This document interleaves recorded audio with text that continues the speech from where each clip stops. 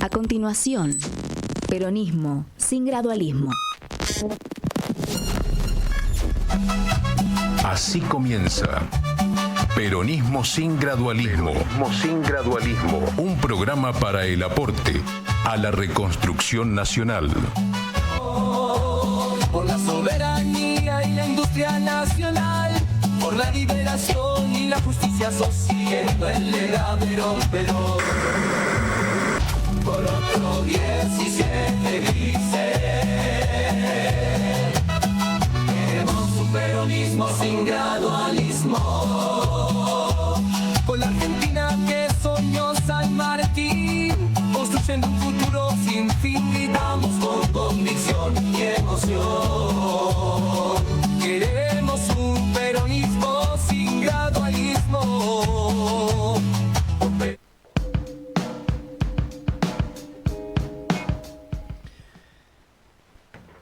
Aquí estamos nuevamente en Peronismo sin gradualismo. Antes que nada, suscríbete, toca la campanita. Cuando avances en el programa, si querés ponerle me gusta, porque tenemos un programa tremendo. Es un día de paro nacional. Al ser un día de paro nacional, tengo la obligación de describirte que la calle está vacía o semi vacía. Los micros pasan con poca gente arriba. No hay taxis, porque no hay negocio. Y los comercios están cerrados. Estoy en el barrio del 11, llegué muy fácil, y en la autopista viniendo desde La Plata casi no había gente, muy poca gente. Había mucha gente que salía, inclusive, a lo mejor algunos aprovechaban para irse en el fin de semana largo, porque hacia Hudson, luego hacia Mar del Plata se toma la ruta 2, y eso es un dato de la realidad. Un dato que describe también el marco político nacional, y vamos a linkearlo con lo internacional. Ayer intentaron ponerle una aspirina a la enfermedad terminal que tiene el proceso económico, social y político del mundo, en la medida que Trump, blanqueando una situación que tenía Estados Unidos, una situación de crisis estratégica, porque produce menos que lo que consume, porque tiene muchos pobres, porque ya no es aquel país productor de autos en la etapa fordista, la etapa keynesiana, la etapa del desarrollo industrial, que además lo hizo ser el país hegemónico posteriormente a la Segunda Guerra Mundial, y hasta avanzado la etapa del consenso de Washington. Digamos que hay una crisis de la república que instituyó el ciclo neoliberal mundial y que se quedó con el mundo cuando cayó el muro de Berlín, y que hizo expandirse el capitalismo hasta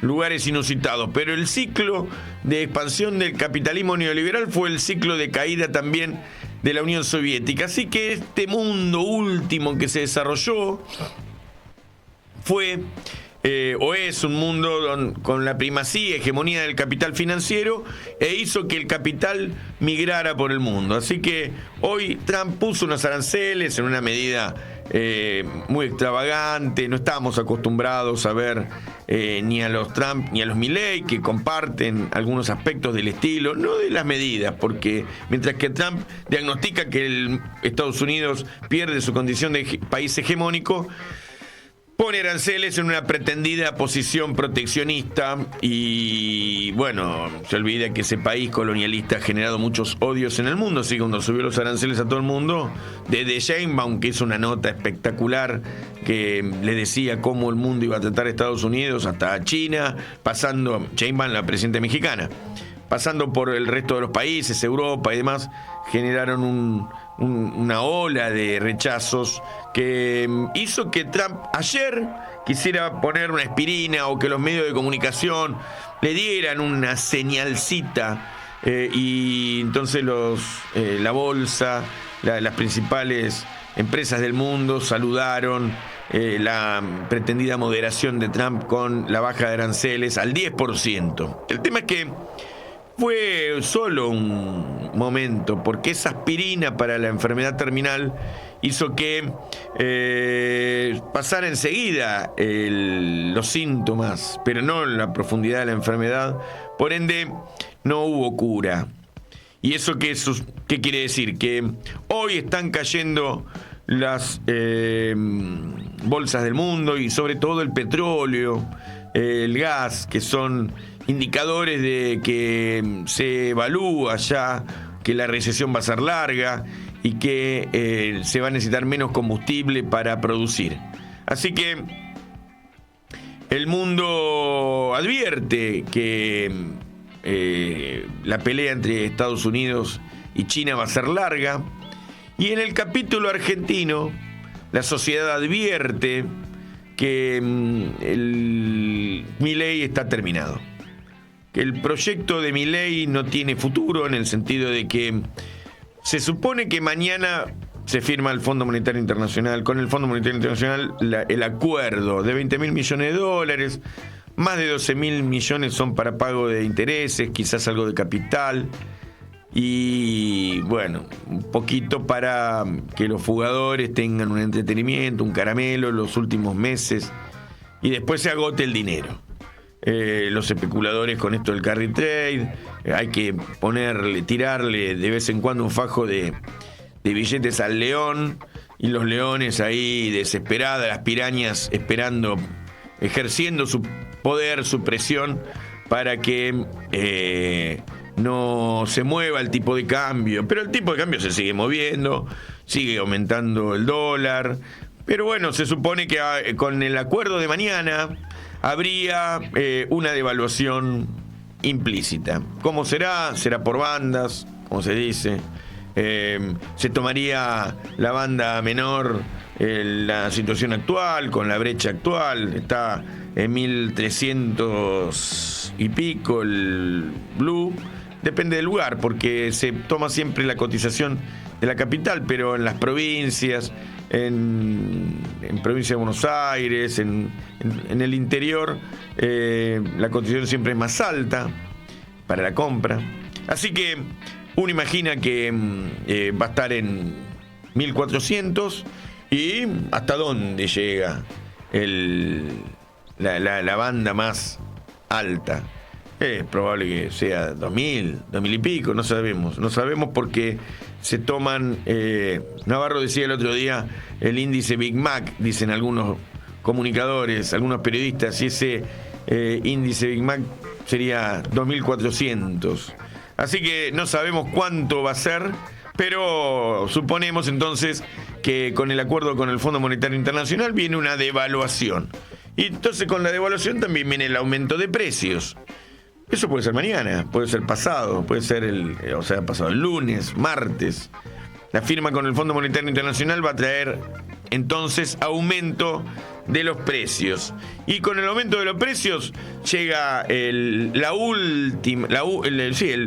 final del único tema que tiene para mostrar el presidente Milei, que es haber frenado relativamente los precios. Pero digamos que hoy los precios, como decimos en los últimos programas, siguen aumentando, con lo cual, ya anticipándose a la devaluación por el acuerdo con el Fondo Monetario Internacional, ya los dueños de empresas, el mercado interno, la gente que está en la cadena de suministros, en la cadena de valor de las cosas, le había puesto ya algunos precios más altos, cubriéndose probablemente del encarecimiento de los productos.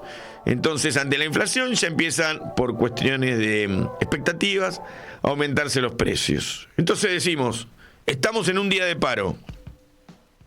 Estamos en un mundo donde crece el precio del petróleo, crece el precio de insumos para la producción, y pasó la primaverita que tuvo ayer los mercados, que tuvieron ayer los mercados, que le dieron a partir de la tregua que Trump anunció, una tregua pequeña, porque estamos en el 10% de aranceles, con lo cual todo el mundo, en el mundo, los especuladores dijeron, los dueños de las empresas grandes, no solamente los especuladores, la actividad económica dijo, pero no era de a de veras esto, o sea, va a haber aranceles y por ende va a haber recesión.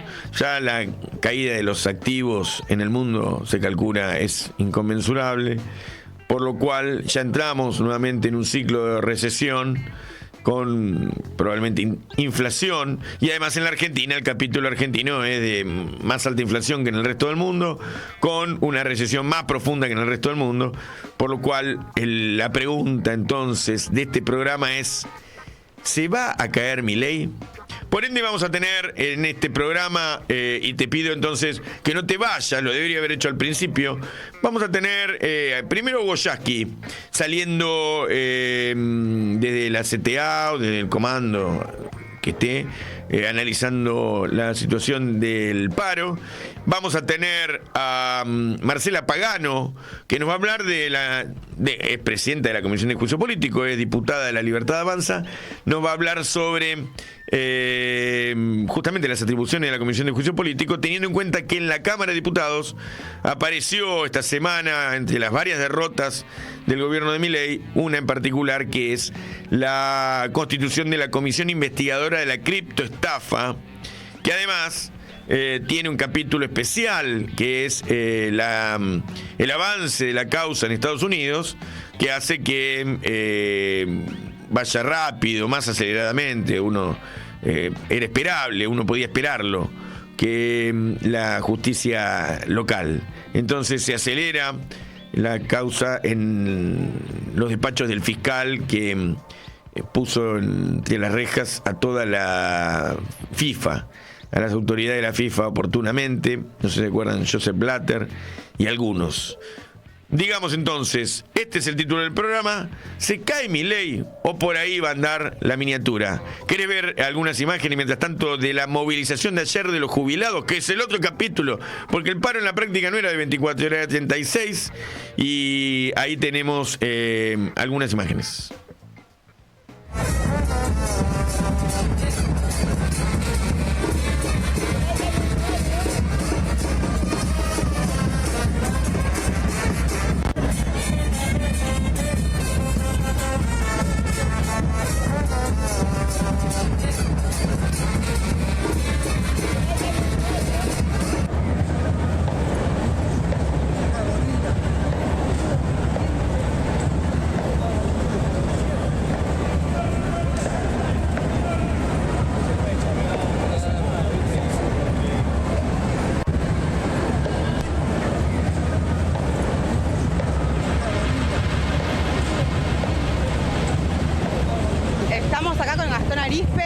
Nuestro referente del peronismo de la soberanía.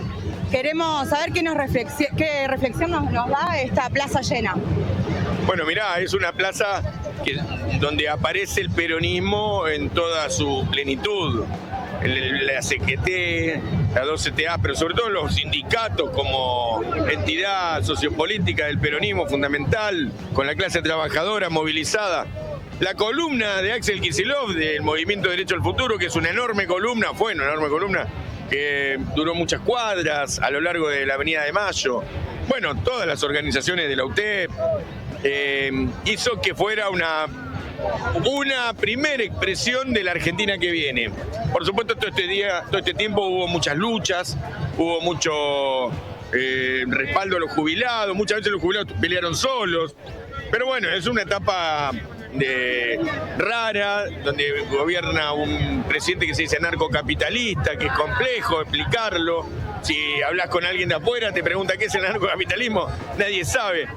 Pero bueno, estamos en una etapa muy dura para la Argentina, pero no para América Latina, que tiene gobiernos populares, progresistas, de izquierda, digámosle como querramos.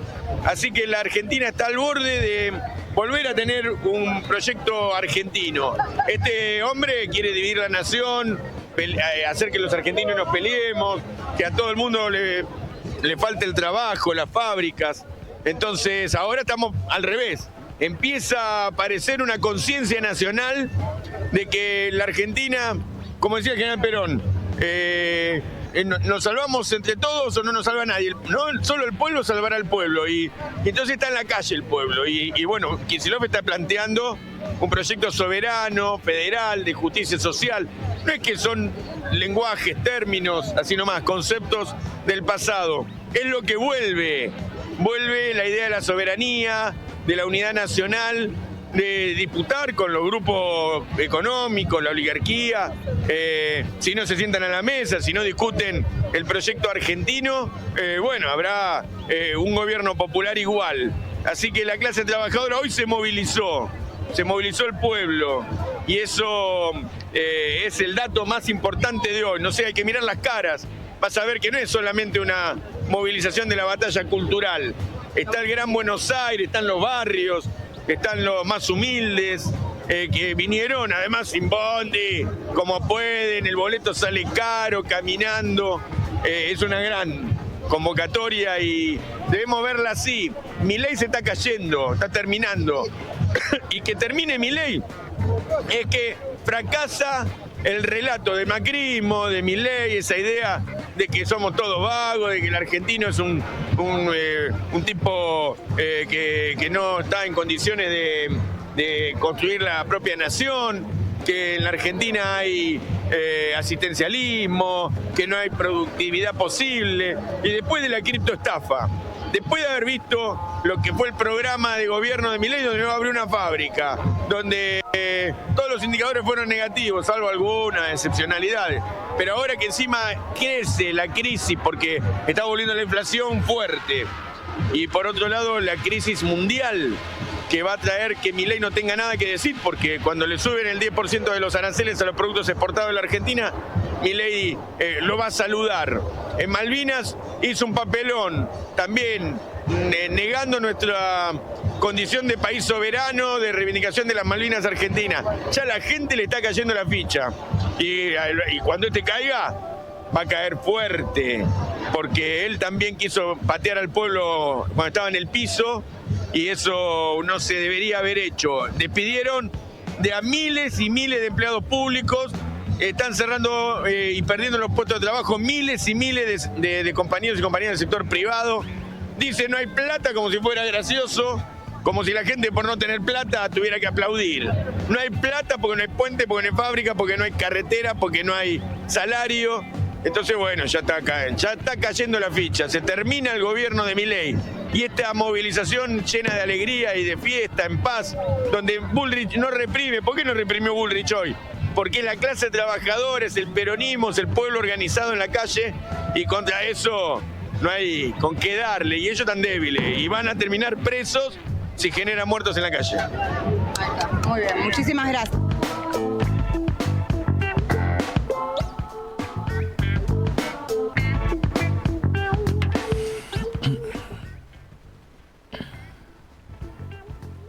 Bueno, eso es un testimonio levantado por Viviana y Gaby Ocampo, que está en este momento haciendo la técnica.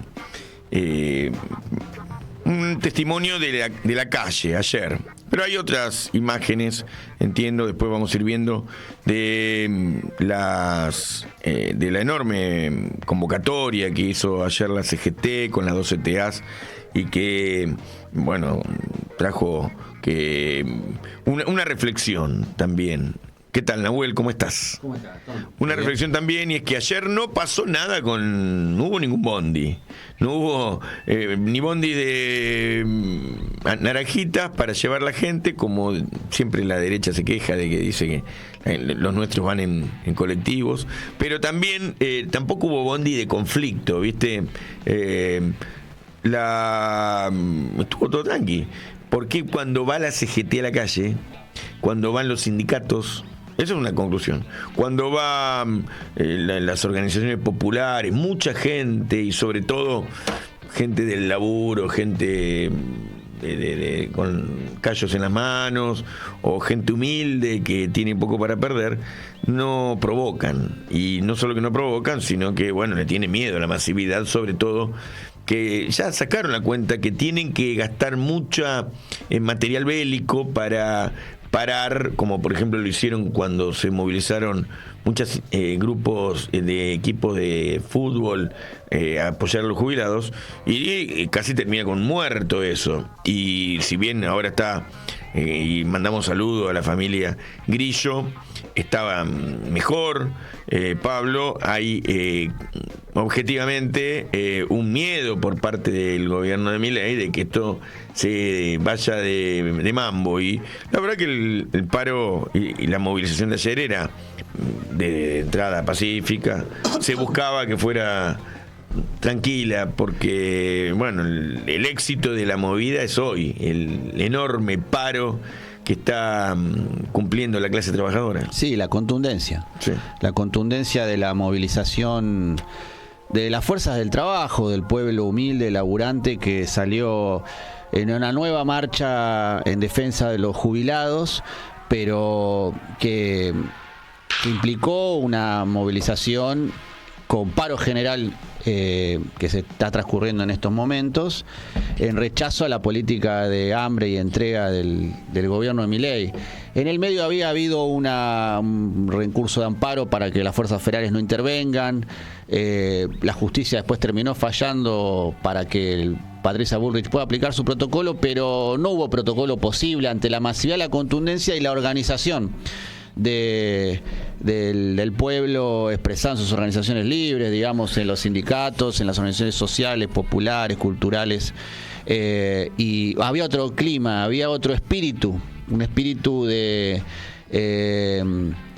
que, a pesar de que intentan permanentemente quebrar la voluntad, ¿no?, de individual y colectiva, parecería ser que esto no está sucediendo y está lejos de suceder.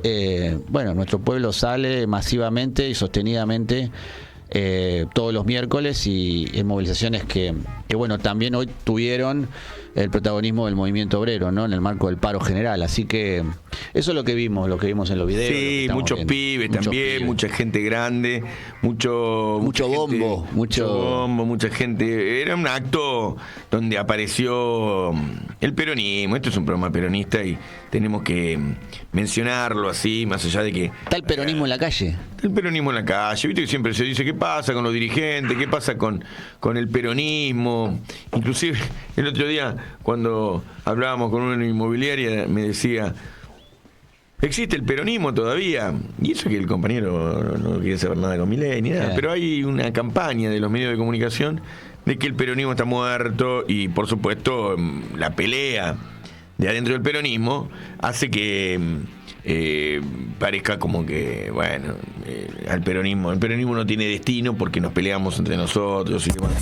Pero se están poniendo de relieve eso que se ve en la bandera ahí, el movimiento Derecho al Futuro, la aparición de una propuesta política de nuevo tipo, una nueva canción, dijo el gobernador Kicillof. Así que todo esto está enmarcado en eso que dijimos en el último programa, que hay muchas crisis desenvolviéndose al mismo tiempo, y una crisis mundial, una crisis social, local, una crisis política, económica, que requiere de una conducción y de un proyecto de futuro. Dijo Bachmann, un consultor, que Milei cae en las encuestas, pero se mantiene su supremacía en el relato o en la narrativa, dice así. Y en realidad, cuando Kicillof plantea de que hay que construir un nuevo tiempo y una nueva canción, le está planteando que hay que pensar en términos, por ejemplo, de reconstrucción del federalismo, que no estuvo como agenda en la etapa kirchnerista, porque esos son temas muy de esta época. Milei atacó fuertemente la unidad nacional y la unidad territorial. Estábamos en la etapa de Cristina y de Alberto, inclusive en los primeros 2 años de Alberto, y la etapa de Néstor, en un mundo unipolar.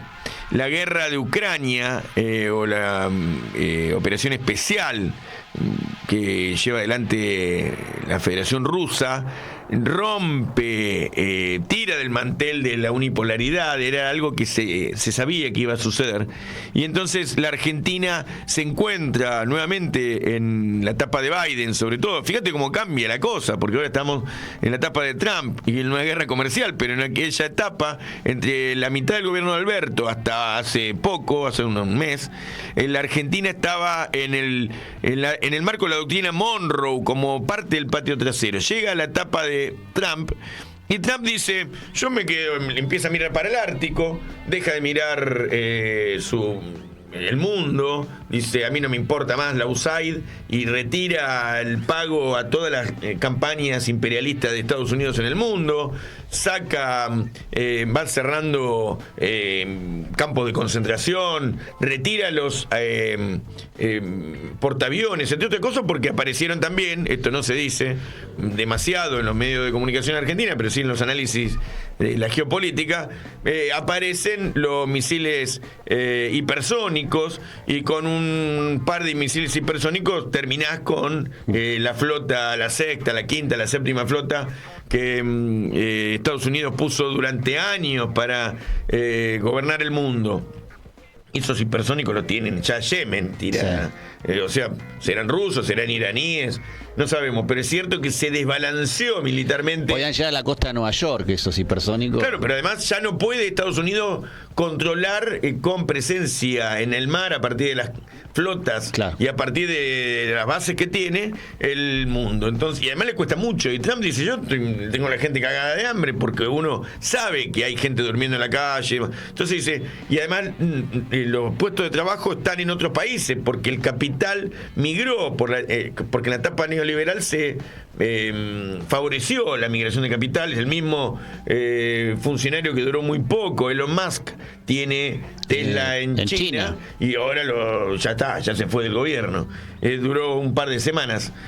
Entonces, esta situación que está viendo Trump se le viene, que es los chinos, los japoneses van vendiendo los títulos, tienen títulos de deuda norteamericana, de empresas, ve que se le viene la estantería encima a Trump, y Trump dice, bueno, guerra arancelaria, me interesa solamente el Ártico porque quiero pelear con los rusos, una nueva vía comercial, me interesa México, me interesa el Caribe, no me interesa más nada.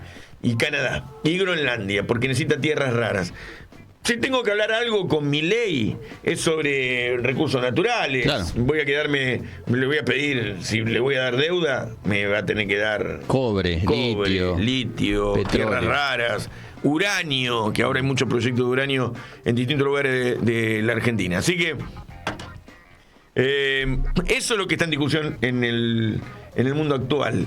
Y entonces, bueno, estamos con un presidente que, por más de que le den la aspirineta que le dieron ayer, de que la guerra comercial no iba a ser con todos, sino con algunos, estamos con una realidad concreta, y es que esto se prende fuego, ¿no? Tal cual. Decías vos en la editorial que se empezaban a acelerar los precios. Bueno, el índice de precio de la ciudad de Buenos Aires ya dio 3,2, 4,7 en alimentos. La devaluación implícitamente ya está ocurriendo, porque los dólares financieros se fueron devaluando en los últimos 2 meses, y parecería ser que el acuerdo con el Fondo Monetario se queda corto, entonces tienen que salir a pedirle crédito al Banco Mundial, ¿no? Se juntaron con el Banco Mundial también la semana pasada, y acaban de anunciar que la aprobación del crédito sería mañana. Por eso.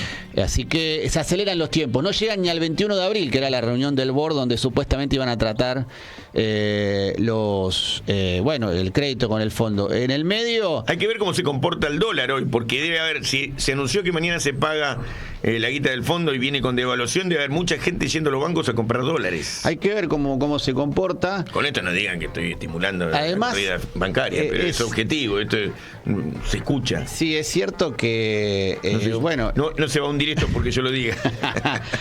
El acuerdo sería por 20 mil millones de dólares, Vox Populi. El Fondo Monetario te da derechos especiales de giro, que básicamente es no te da la guita de entrada, y esos derechos especiales en giro hay que convertirlos a dólares contantes y sonantes. Y después hay que ver cuánto de esos dólares te permiten usar para, bueno, ya sabemos para qué, para intervenir en el mercado cambiario, para garantizar la fuga de capitales, pero la devaluación es inminente, por eso sigue la corrida, porque habría... Y un aumento de precios. Y consecuentemente... No será mañana, pero los será el aumentos de lunes, precios martes. ya están ocurriendo. Vos lo decías, Sí. Las expectativas, los están importadores aumentando se todo. cubren. Lo Entonces, venimos diciendo hace varias semanas. entonces la devaluación está ocurriendo, lo que puede ocurrir es una mega devaluación, y el traslado a precios Inflación.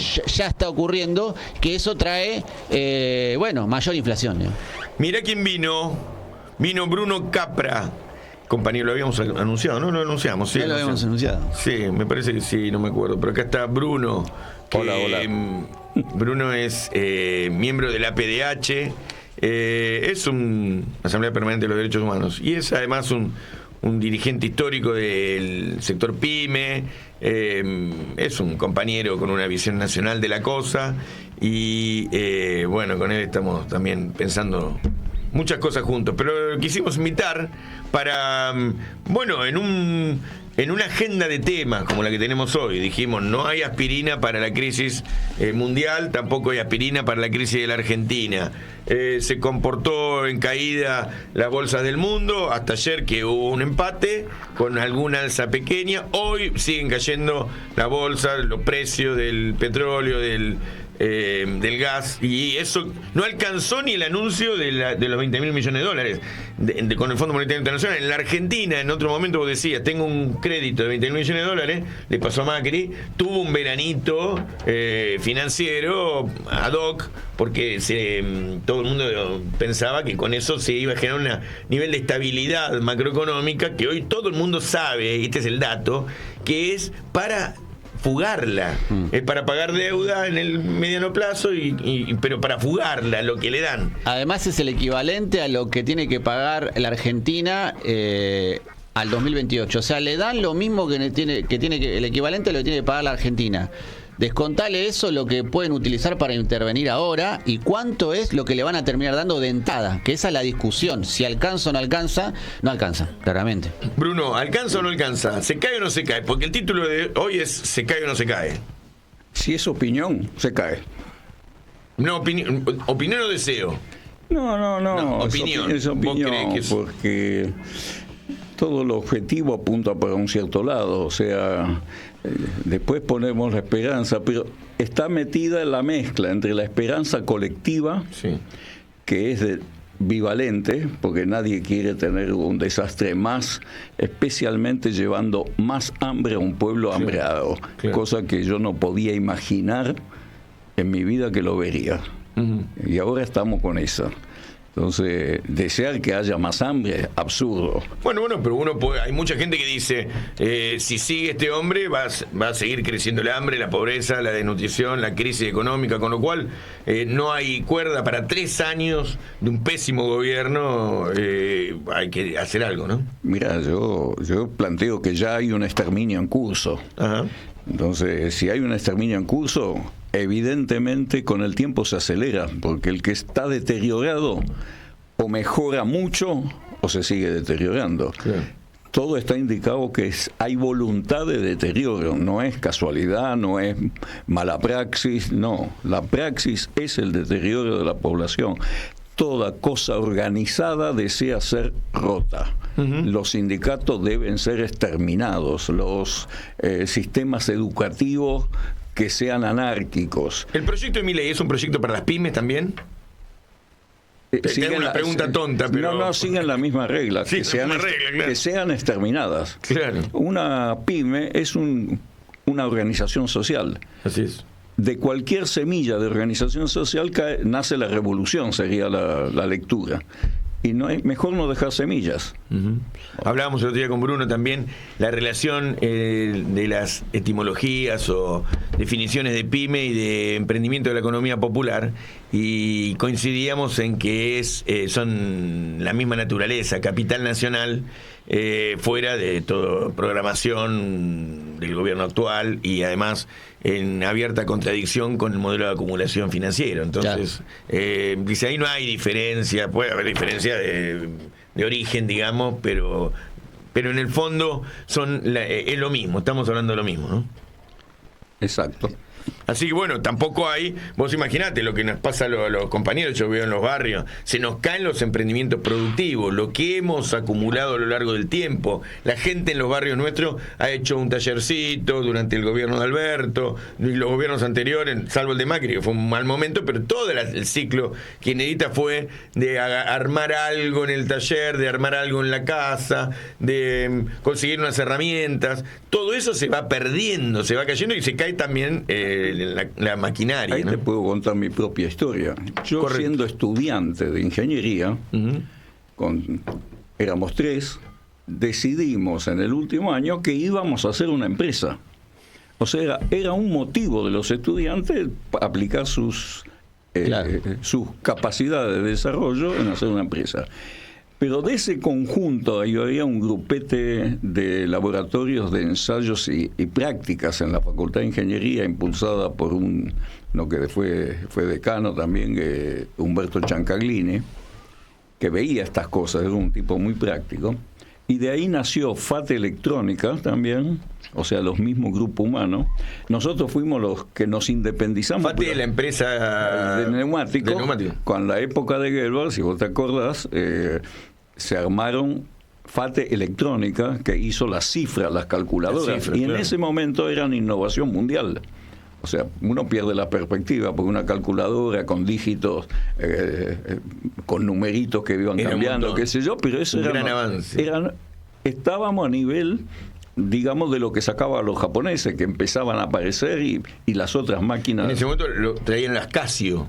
Y la cifra era nacional. Exactamente. Entonces, ahí estábamos en el mismo nivel tecnológico. Claro.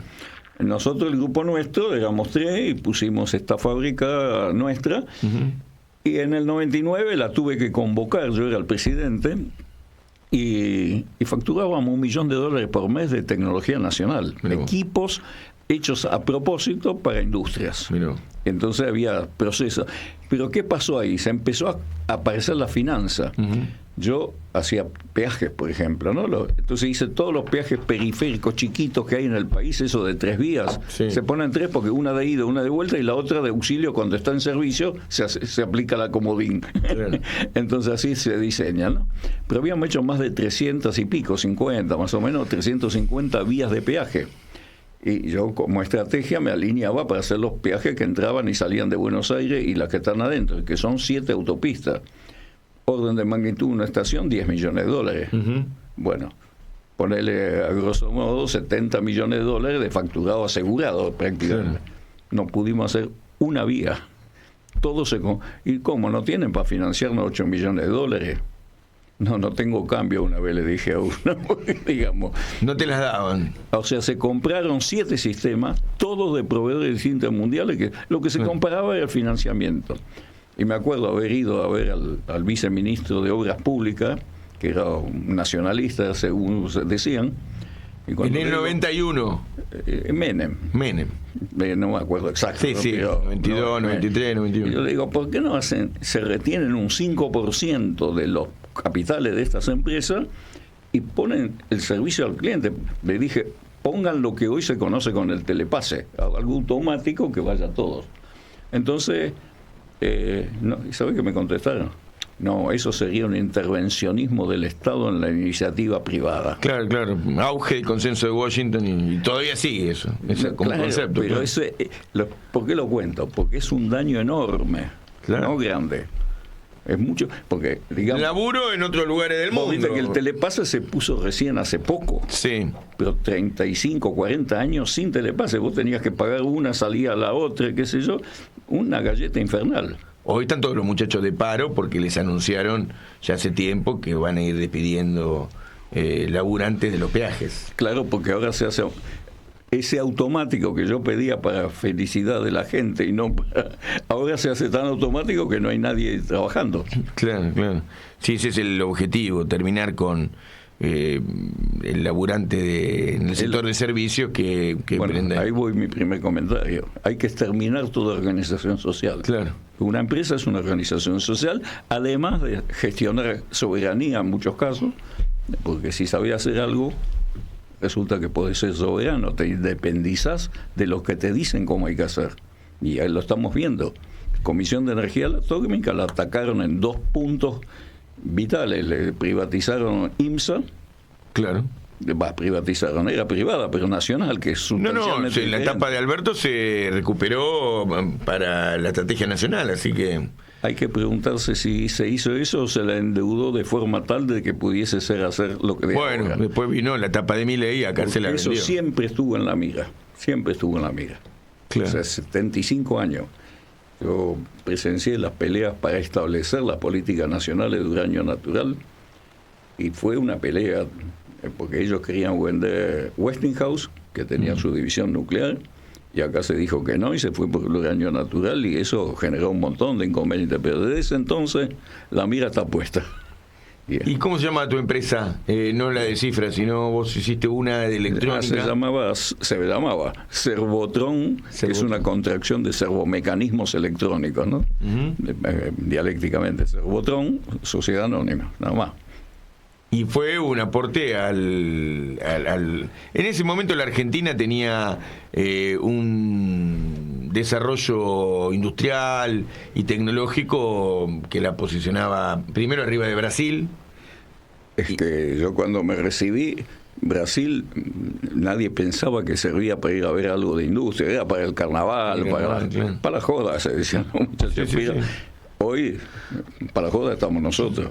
Chile estaba muy atrás de la Argentina en ese momento. Argentina Aún está, pero uno ve, por ejemplo, el avance de Chile en distintas áreas. Y... Tiene una organización política que ha caminado hacia el lado correcto, o por lo menos un intento serio del lado correcto, que me parece que pueden salir adelante. A la Argentina le han impuesto la deuda externa, la han ido vaciando, saqueando con la fuga de capitales, y además porque es un país maldito, ¿verdad? Un país nacionalista, convocado a ser... sería todo eso si tuviésemos éxito lo que queremos el país. Claro, bueno, por eso. Sería, pero por ahora, o sea, tu invitación a mí entiendo que es para ver si podemos cambiar las cosas. Claro, y además para ir practicando cosas juntos. Nahuel, entonces, ¿cómo estamos con la editorial del programa? Dijimos hace un rato...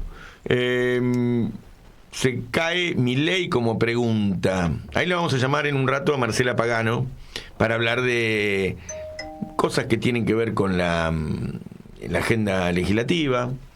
Marcela Pagano es de La Libertad Avanza. Milei está muy enojado con Marcela Pagano.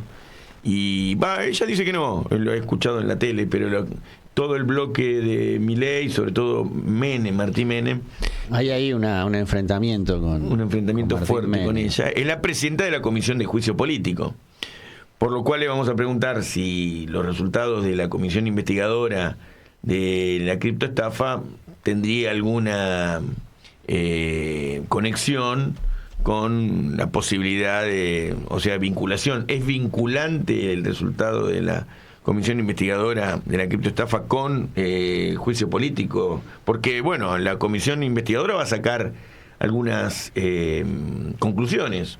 Además de que los jueces norteamericanos y a la vez los jueces argentinos, alguien de todas estas investigaciones va a decir hay responsabilidades.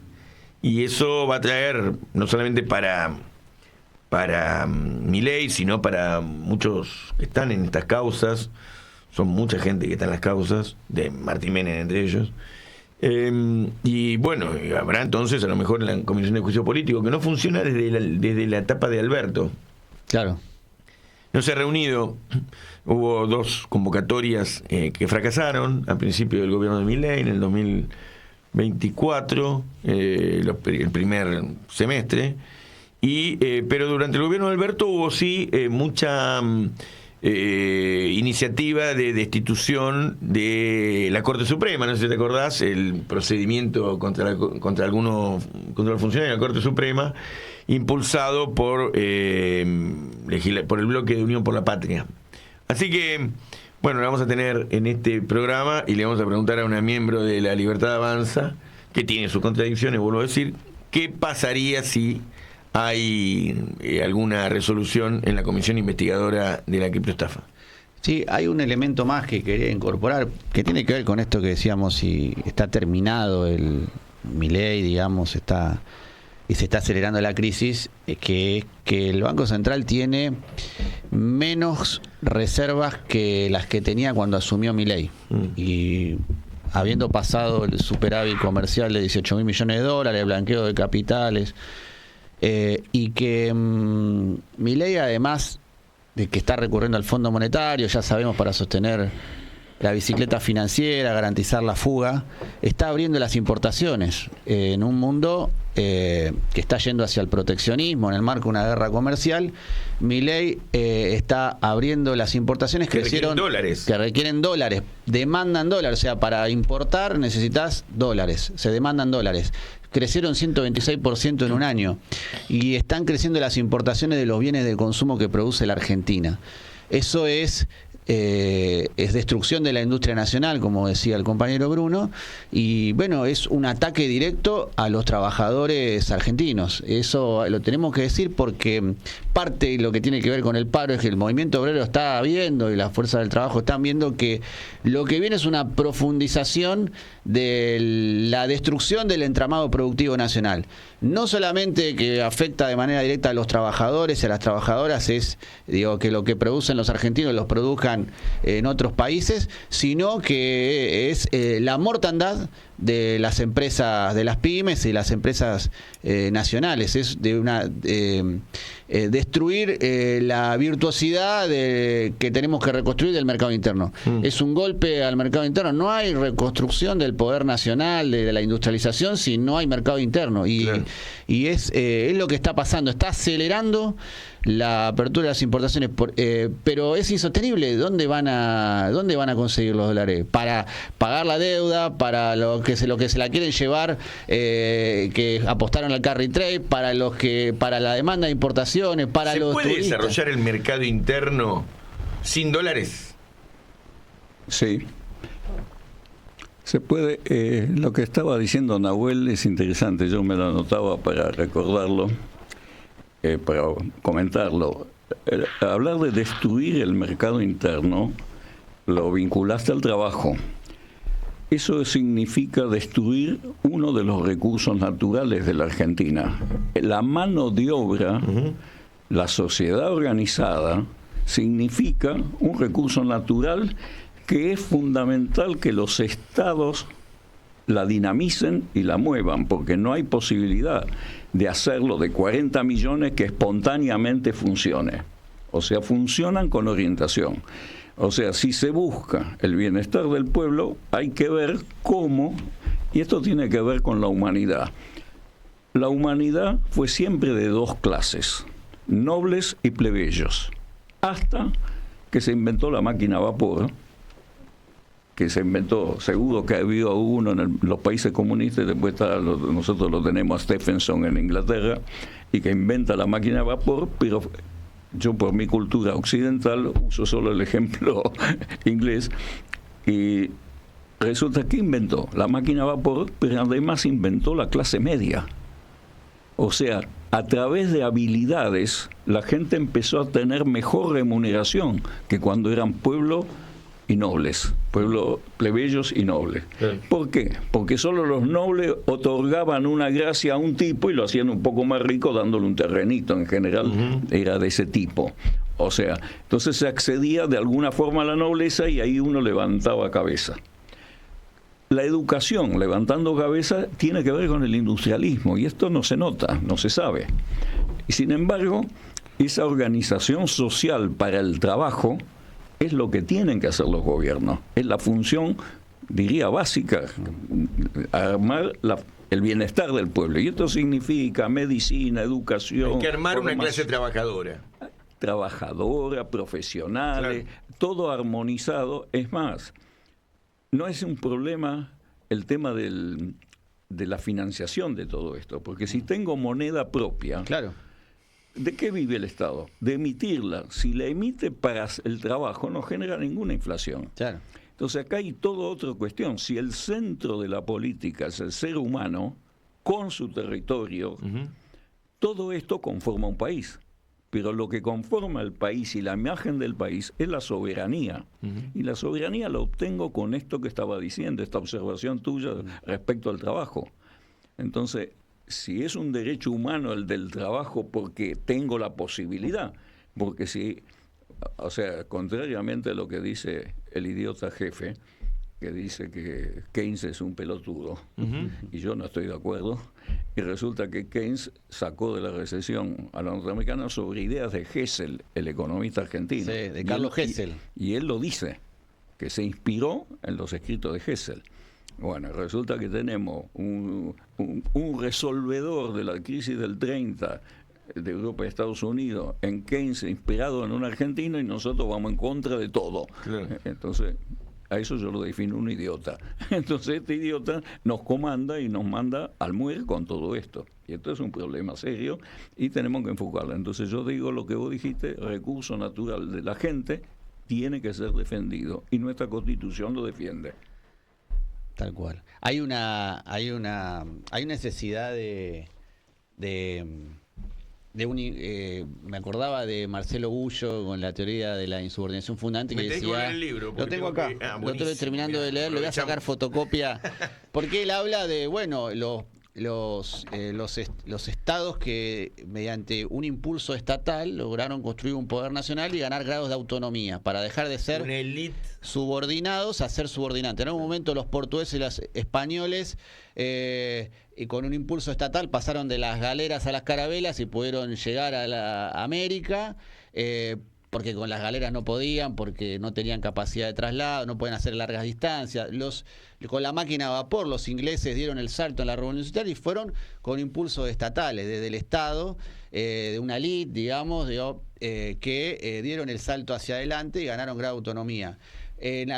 Digamos, y esto tiene que ver con decir, bueno, si nosotros ponemos los recursos del Estado para ampliar las capacidades nacionales, vamos, mediante un impulso estatal, con el concurso del pueblo organizado, podemos dar ese salto hacia adelante y poder pasar a por lo menos una instancia de insubordinación activa, es decir, de una situación, digamos, de poder ser conscientes activos de esa dependencia y poder planificar hacia adelante esos grados de autonomía, es decir, lo que no, en vez de importar tecnología, poder producir tecnología propia, en vez de importar productos primarios o bienes intermedios y de capital para industrializarnos, poder que nos demandan divisas, poder producirlos internamente para desplegar nuestras capacidades productivas, ¿no? Y tener menos dependencia externa. Bueno,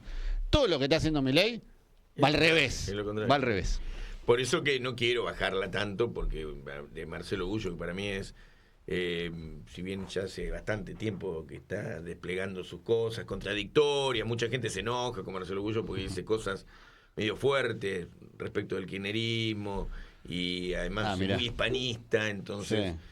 También hay todo un debate con lo plantea, pero el tema de que hay en todo momento en que los países se independizaron es porque aparece una élite gobernante que tiene puesto en el desarrollo industrial y en la innovación un esfuerzo. Entonces cuando toma el poder, cuando llega al poder esa élite genera los cambios, pero tiene se emancipa intelectualmente. Claro. Piensa en argentino sería para nosotros. Y lo que dice Marcelo, lo quiero bajar, hablar de Kicillof y bajarlo a la interna peronista, pero tiene una conexión, porque cuando dije hace un rato que el mundo cambió en el gobierno de Alberto y la Argentina tiene necesidad de respuestas nuevas, porque hay crisis nuevas y porque las respuestas, como dice García Linera, ya no son en código de la agenda de la etapa progresista, donde había que hacer distribucionismo y había que agendas medioambientales, feministas y demás que se imponían por el nivel de desarrollo de las fuerzas productivas, por el estadio de la humanidad en ese momento, en esta etapa, mencionó acá el compañero Bruno, por ejemplo, el concepto soberanía, federalismo, que son anclados en la historia del peronismo, pero que cobran nuevo valor porque estamos en un mundo en disputa por recursos naturales, porque hay una crisis de la figura del Estado-Nación, porque hay una búsqueda por parte de los países centrales, lo dice Trump claramente, sí. Quiero que Zelensky me pague en tierras raras, o sea, la búsqueda de lo que tienen otros, los Estados-naciones más débiles, con dificultades en la conciencia nacional, o derrotados estratégicamente como Ucrania, o derrotados ideológicamente porque se les cayó la conciencia nacional, porque tienen cooptada su dirigencia política, lo que fuere. Bueno, se requiere una élite nacionalista, productivista, industrialista, me concentro en la idea de la justicia social, que pueda poner en marcha la Argentina, una nueva élite. Entonces, la discusión yo lo linkeo, ¿no? Esto no dice Kicillof, lo digo yo.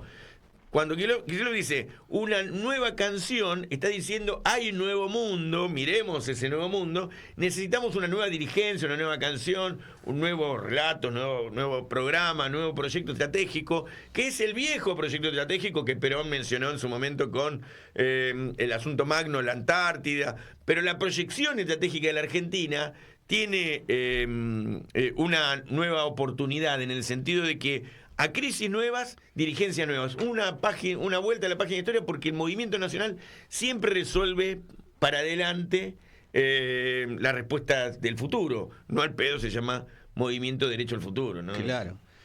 Bruno decía algo en línea de esto que decís. La administración de la soberana de la moneda, o sea, tenés moneda. El punto es, bueno, esta idea de la emisión monetaria genera o no inflación. El punto es ¿para qué emitís? ¿No? O sea, en la etapa kirchnerista de los últimos años, la emisión para sostener la capacidad de consumo que hacía incrementar el déficit cuasi fiscal y no ampliábamos la oferta, la producción, ¿no? Es decir, bueno, emitimos para comprar barcos y tener una marina mercante propia o para ampliar las capacidades productivas del Estado en áreas estratégicas. Bueno, no, tuvimos limitaciones, ¿no? Y tenía que ver con la necesidad de dar respuestas al mundo que ya había cambiado en ese momento. Estaba cambiando y recuerdo que nosotros discutíamos mucho que estaba ya el mundo yendo hacia otro lado, digamos. Y que solo la sustitución de importaciones sin recuperar la capacidad del Estado de intervenir en los resortes básicos de la economía, en el control del comercio exterior y demás. Decíamos en ese momento, me acuerdo un debate Argentina potente, planteábamos nosotros hace unos años atrás, y decíamos que esto no iba a ningún lugar y que íbamos a perder. Y perdimos, vino Macri, porque el Estado no se adecuó a los tiempos que venían, que unos años posteriores es con la crisis del mundo occidental, esto que Manuel Todd dice, la derrota de Occidente, que hemos traído acá, y que bueno, se venía verificando, me iba a caer el hegemón, que estamos viendo en tiempo real actual. Nosotros estamos viendo la derrota de Occidente, ¿o no? Sí, puedo... Obvio. Mira, vos dijiste una serie de tecnología, industria, etcétera, esa serie. Te faltó agregar al final, y que hay que hacerlo en forma permanente, soberanía. ¿Y por qué? No es manía. Es que la soberanía, hay enorme cantidad de conflictos dentro de intersectores de que vos nombraste. Por eso vale la pena los que nombraste y no inventar yo de vuelta. Porque cuando vos tenés que arbitrar si esto hay que hacerlo o no, lo que está ausente desde hace 50 años es un plan rector, que el árbitro es la soberanía. Cuando se hizo el plan nuclear, el único que ha sobrevivido hasta ahora 75 años, lo que decidió fue justamente la soberanía, la autonomía que podíamos tener, y por eso se decidió el uranio natural. Claro. No es manía ni es nada. El uranio natural nosotros lo podemos procesar desde abajo de la tierra hasta meterlo en el núcleo de reactor y generar eléctrico. El enriquecido no. Las centrales de uranio enriquecido son más baratas que las otras, pero no éramos soberanos. Claro. Eso al país del norte lo desvela. Porque nosotros, teniendo soberanía en un sector que ellos la tienen compartida, y la Guerra Fría estaba en esa compartido, en el sentido de las armas nucleares. Por eso Argentina, a pesar de los múltiples gobiernos neoliberales, entreguistas, continúa con el plan nuclear, porque accede fácil a la materia prima. Uranio, frente a Irán, por ejemplo, que tiene una materia de uranio enriquecido y le costó llegar a completar el ciclo. Digamos que, como por distintas razones que son largas, nos llevaría medio programa, ahora inútilmente, pero la soberanía la tenemos. Que a veces podemos comprar afuera o no, pero eso es una decisión de conveniencia sin perder la soberanía. Esto se puede explicar y se charla, pero lo que rige todas las decisiones es la soberanía. Claro. Entonces yo digo, agregá siempre soberanía al final, porque es importantísimo incorporarla. Porque, Tiene algo así, fíjense, cuando nosotros perdimos la soberanía, que todos hemos peleado juntos, la soberanía al Paraná, eso ha definido montones de cosas. Claro. El contrabando, definió el contrabando, porque la prefectura no puede intervenir en los barcos que circulan en el río Paraná, porque es una vía internacional y por lo tanto es piratería. Absurdo que hemos cedido eso. Y tenemos que recuperarlo, y así un montón de cosas. Entonces, quiero decir que la soberanía es árbitro interno.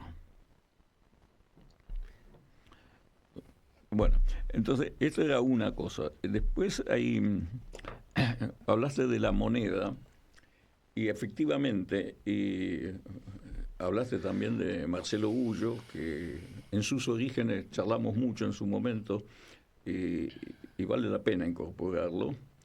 Y yo creo que tenemos que hacer todo lo que podemos hacer los nacionales.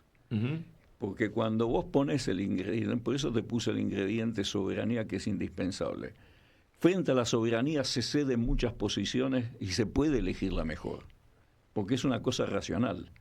En cambio, la pelea por la pelea, fíjense lo que ha pasado con la energía. La energía es un absurdo lo que tenemos en la Argentina. Hablan todos de los subsidios. ¿Y qué consiste en los subsidios? Un sobremargen de utilidades para los operadores. No hay ningún subsidio a la población. Que cobren por el Estado o del usuario, eso le da exactamente lo mismo. El final, guita en casa. Nada más.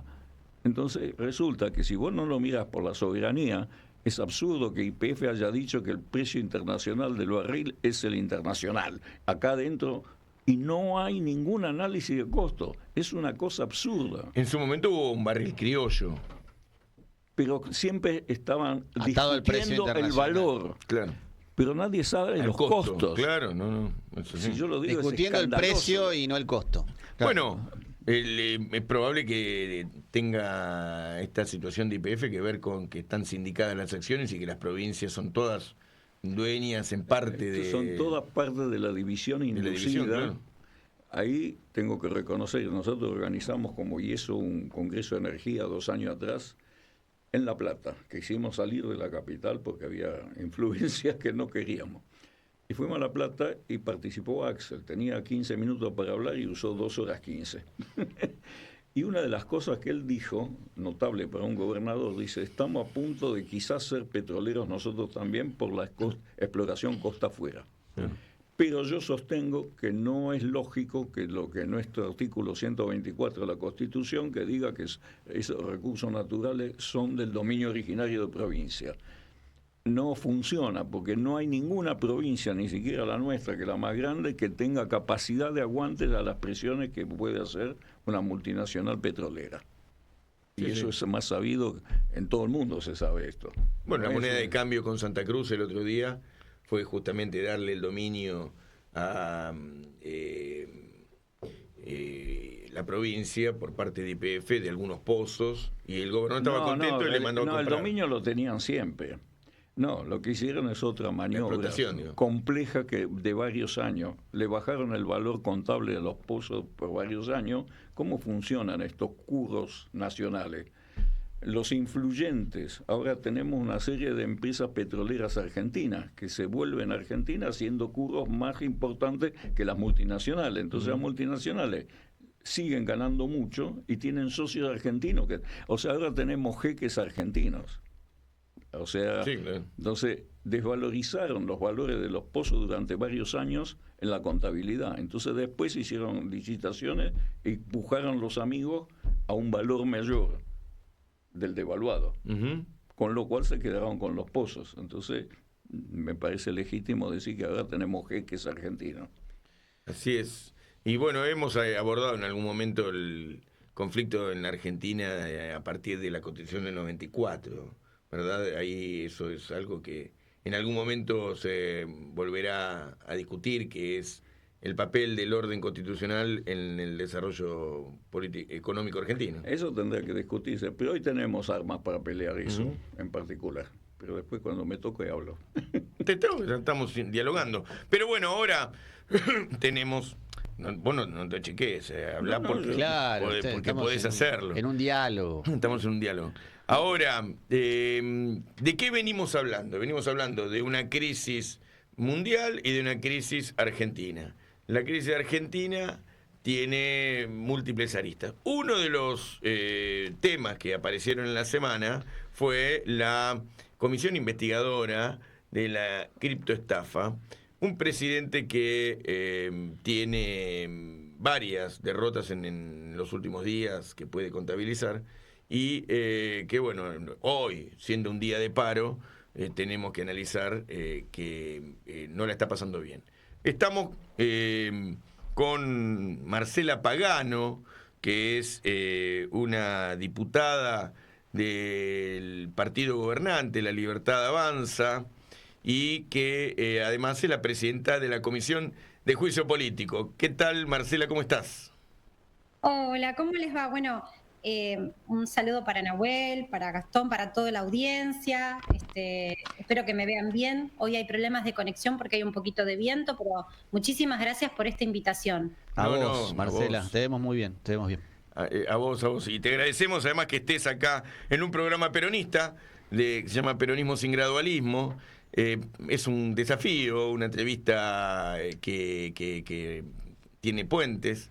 Y para nosotros es importante escucharte porque tenemos que consultarte, naturalmente. Cuando yo vi la nota de que había una comisión investigadora en la Cámara de Diputados que tenía que ver con la criptoestafa, los alcances de esas y otras resoluciones que pueden tomarse inclusive en el terreno judicial. Entonces me interesaba ya hace tiempo preguntarte cómo funciona la Comisión de Juicio Político y cuáles son los alcances, porque mira, acá tengo, por ejemplo, un reglamento, ¿viste? El reglamento, a ver, esto es la Ley de Juicio Político. En algún momento dice que toda solicitud de juicio político se presentará ante la presidencia de la Cámara de Diputados, se formará expediente y se remitirá al plenario de la Cámara de la sesión posterior al ingreso de la solicitud. Bueno, y dice que hay distintas vías de solicitud. ¿Cómo se linkea la comisión investigadora con la comisión de juicio político? Bueno, muchísimas gracias por la pregunta, porque para la gente, ustedes son muy conocedores de la política y bueno, haber sido diputado te hace conocer sobre todo los reglamentos, pero la gente generalmente no tiene por qué conocer y piensa que es todo lo mismo. Lo primero que quiero decirte para toda tu audiencia, nada tiene que ver el juicio político con una comisión investigadora. La comisión de juicio político es una comisión que está dentro de la nómina, que creo que tenemos más de 40 comisiones dentro del Congreso que se conforman cada vez que hay una nueva gestión y que históricamente tienen sus reglas y su reglamento y sus miembros. Es una comisión, como se denomina, permanente. ¿Okay? La comisión investigadora es algo que se manifiesta de manera eventual, es algo extraordinario, que por decisión del último miércoles dentro del recinto se vota su creación. No es permanente. Una se constituye para un fin y la otra es una comisión permanente como las que están en el Congreso, digamos, ¿no? Exacto. Esta comisión investigadora se acaba porque por votación, así se dispuso dentro del recinto, se decidió que para esta ocasión se va a conformar y su vigencia va a ser lo que disponga la comisión que dure. En este caso, la materia que convoca a esta comisión y que es el motivo de su conformación, es la investigación del, comillas, caso Libra. ¿Cuál es la diferencia? ¿Y por qué yo quiero esto explicitarlo? Si esto hubiese entrado como un pedido de juicio político, están ya los miembros que son los vocales desde comienzos de abril del 2024 designados, están sus autoridades, hay un procedimiento que está estipulado dentro de lo que es el reglamento de esa comisión, que nada tiene que ver con esta administración, es un reglamento de antaño histórico dentro del Congreso.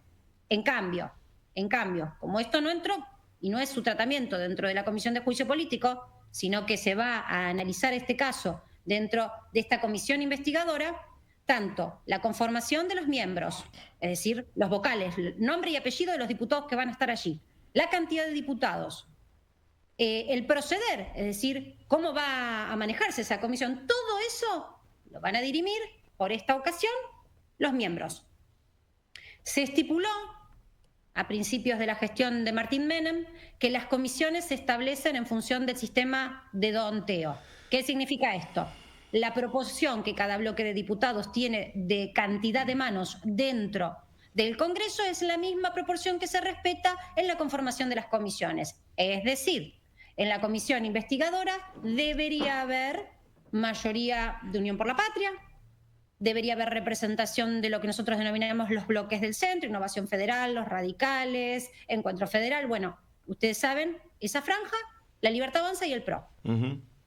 Ahora bien, ayer se decidió, se acordó entre el presidente de la Cámara y los distintos jefes de bloque que para nomenclar, para establecer la cantidad de miembros que van a estar sentados en esa comisión dirimiendo el caso Libra, e insisto, no sé cómo se va a dirimir, porque eso lo van a elegir quienes estén allí sentados, es decir, el proceder, a quienes van a invitar, quienes van a exponer, en qué fechas y demás. Todo eso lo dirán los miembros de esa comisión, que hasta ahora no se conocen, hasta hoy hay fecha para integrarlo. Lo que se estableció fue que para poder computar la cantidad de diputados sentados por bloque se va a contemplar la opción de interbloques. Y perdón que me explaye con esto, porque esto seguramente a ustedes que son peronistas les va a interesar. Digamos, Unión por la Patria hasta ahora debería tener la mayor cantidad de manos. Y para la Libertad Avanza debería haber poquitas y para el PRO debería haber también pocas. Pero como se establecieron interbloques, el PRO hizo un interbloque con el MID, la Libertad Avanza hizo un interbloque con la diputada Omodeo. Entonces, allí suman manos. Claro. Se respeta el interbloque como si fuese un bloque entero. Entonces, la Libertad Avanza va a tener más manos por haber hecho un interbloque ayer. Oportunamente, con esta decisión del MID de hacer un interbloque con el PRO va a tener más manos y así suman más manos a la composición. Algo que en la comisión, por ejemplo, de juicio político, como cualquier otra comisión, no se podría haber hecho.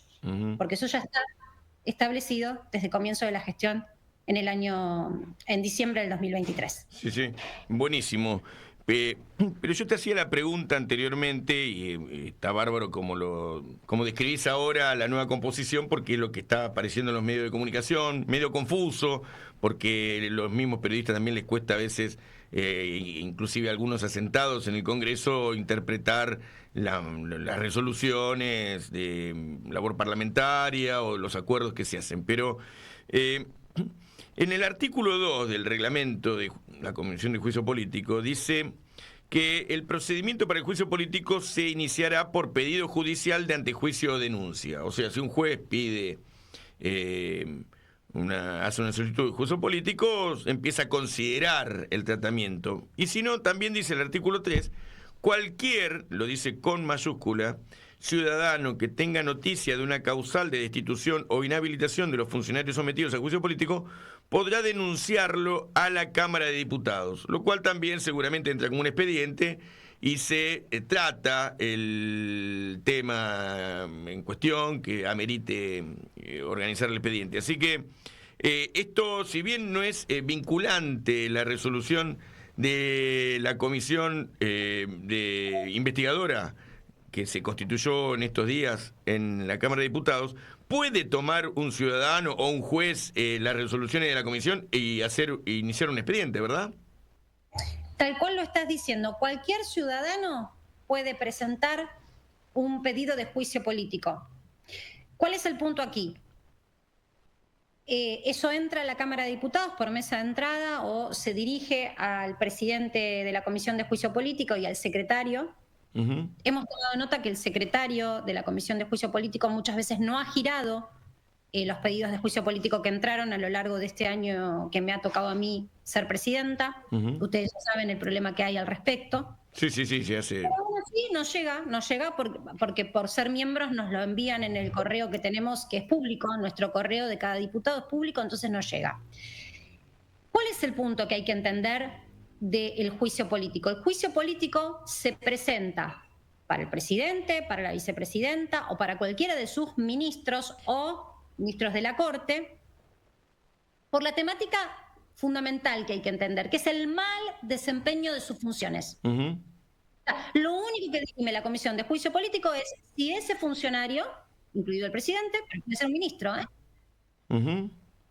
ejercido un mal desempeño de las facultades que le han sido delegadas a las fines del ejercicio de su labor. Y en el caso del presidente, el desempeño de sus funciones está vinculado con las facultades delegadas.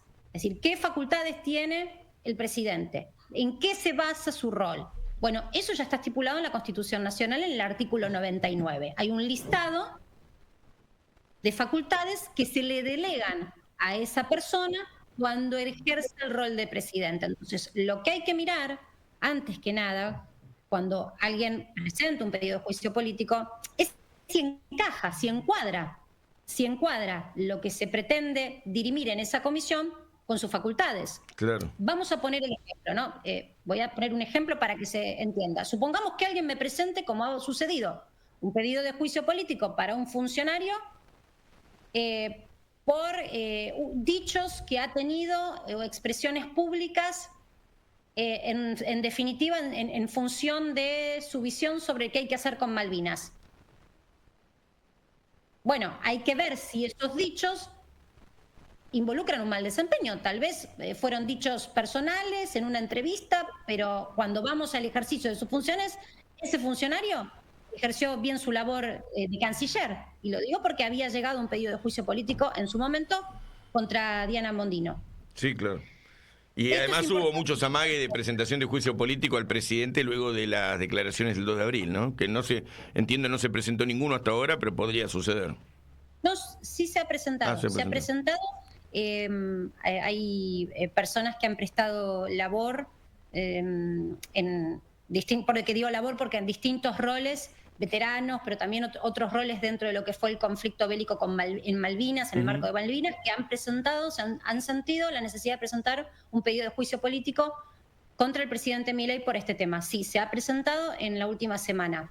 Pero es interesante y es importante que se entienda que no es que se presenta un pedido de juicio político y es un juicio. No, claro, lo tiene que tratar la comisión. Claro, pero la gente tal vez eso no lo comprende. Lo único que nosotros podemos, como diputados en esa comisión, dirimir es si hubo un mal desempeño de la función del presidente. Si, por ejemplo, el presidente tiene un problema personal, por ejemplo, alguien me decía, no, bueno, ¿por qué cuando fue lo de Alberto Fernández, si se hubiese sabido que tenía este problema doméstico con su ex mujer? No, bueno, pero eso nada tiene que ver con el desempeño de sus funciones. Es un problema no menor, familiar, pero tiene que definir la justicia. No es una cuestión del desempeño de sus funciones. ¿Se entiende? Es importante que se comprenda esto porque no es que uno no quiera tratar o deje de tratar esta temática. El gran problema es que a veces se confunde cuál es la postura o la posición que tenemos, las facultades que tenemos dentro de la Cámara de Diputados para dirimir un juicio político. Marcela, yo tengo una pregunta.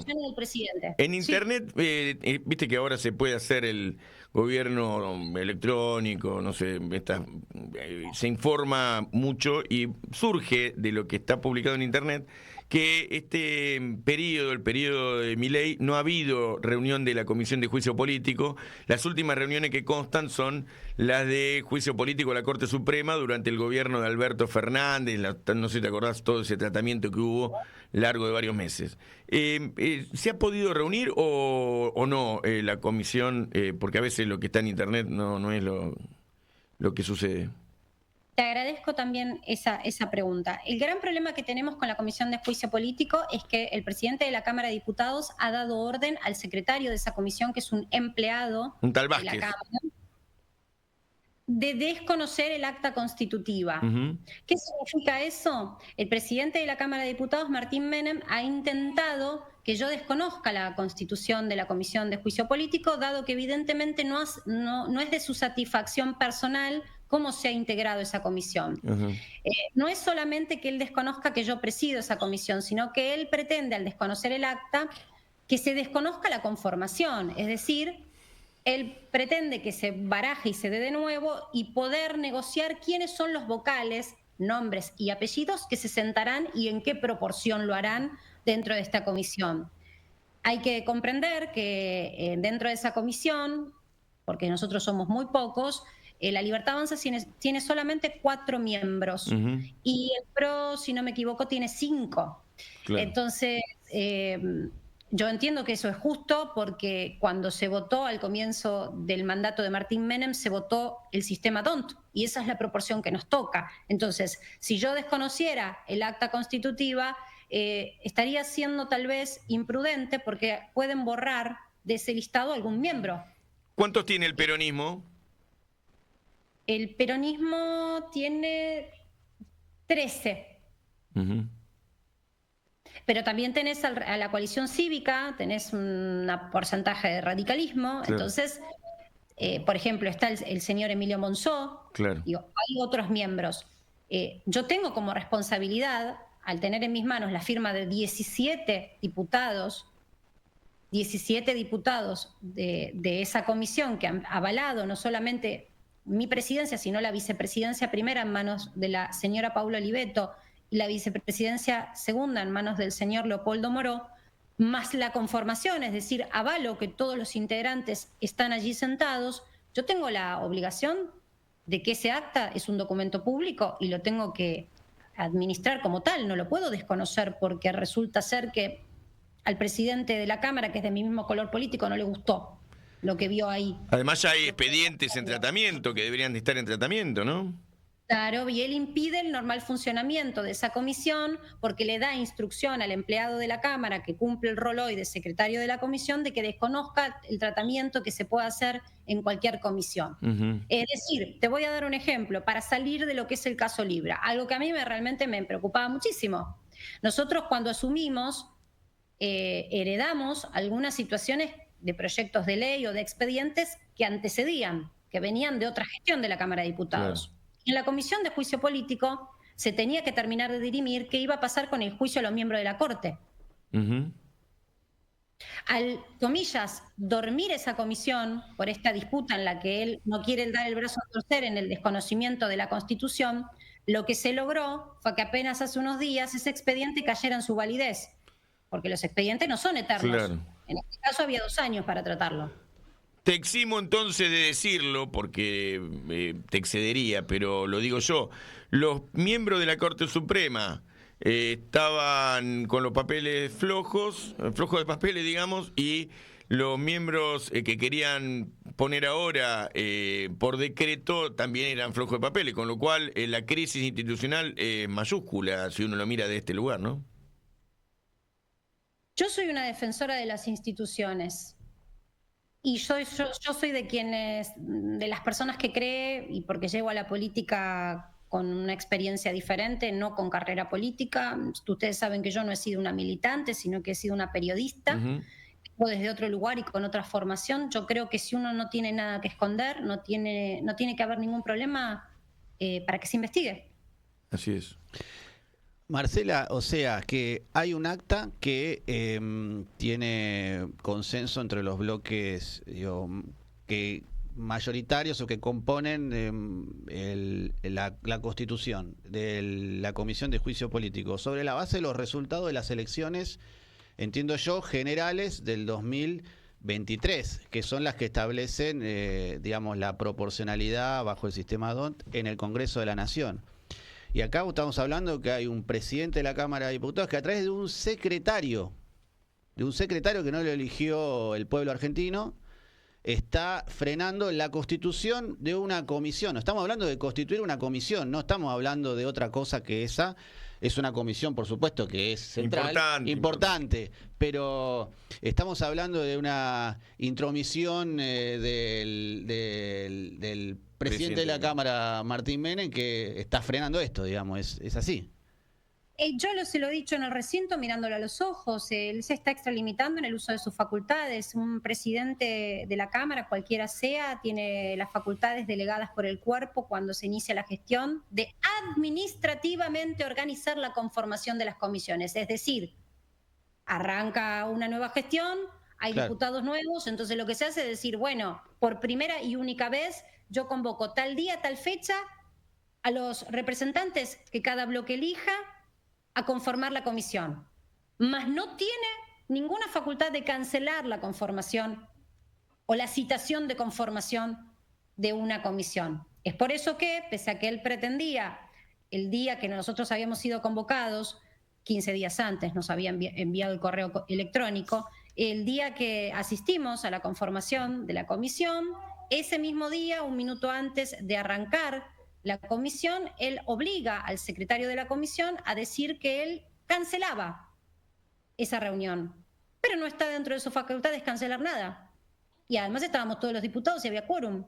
Sí. Lamentablemente esa situación lo que hizo fue ser consecuente con algo que no está dentro de mis valores éticos y morales, que es usar el tiempo para desconocer que esa comisión funcione. Y seguramente lo que se esté esperando es que en diciembre caiga la validez de la gestión de esta comisión, porque en diciembre, ustedes saben, asumirá una nueva composición de la Cámara. La mitad de los diputados tienen que renovar. No sabemos qué ocurrirá. La Libertad Avanza tiene mucha expectativa de tener nuevas manos, más cantidad de diputados, y por lo tanto, por el sistema DON tendrá más diputados dentro de cada comisión.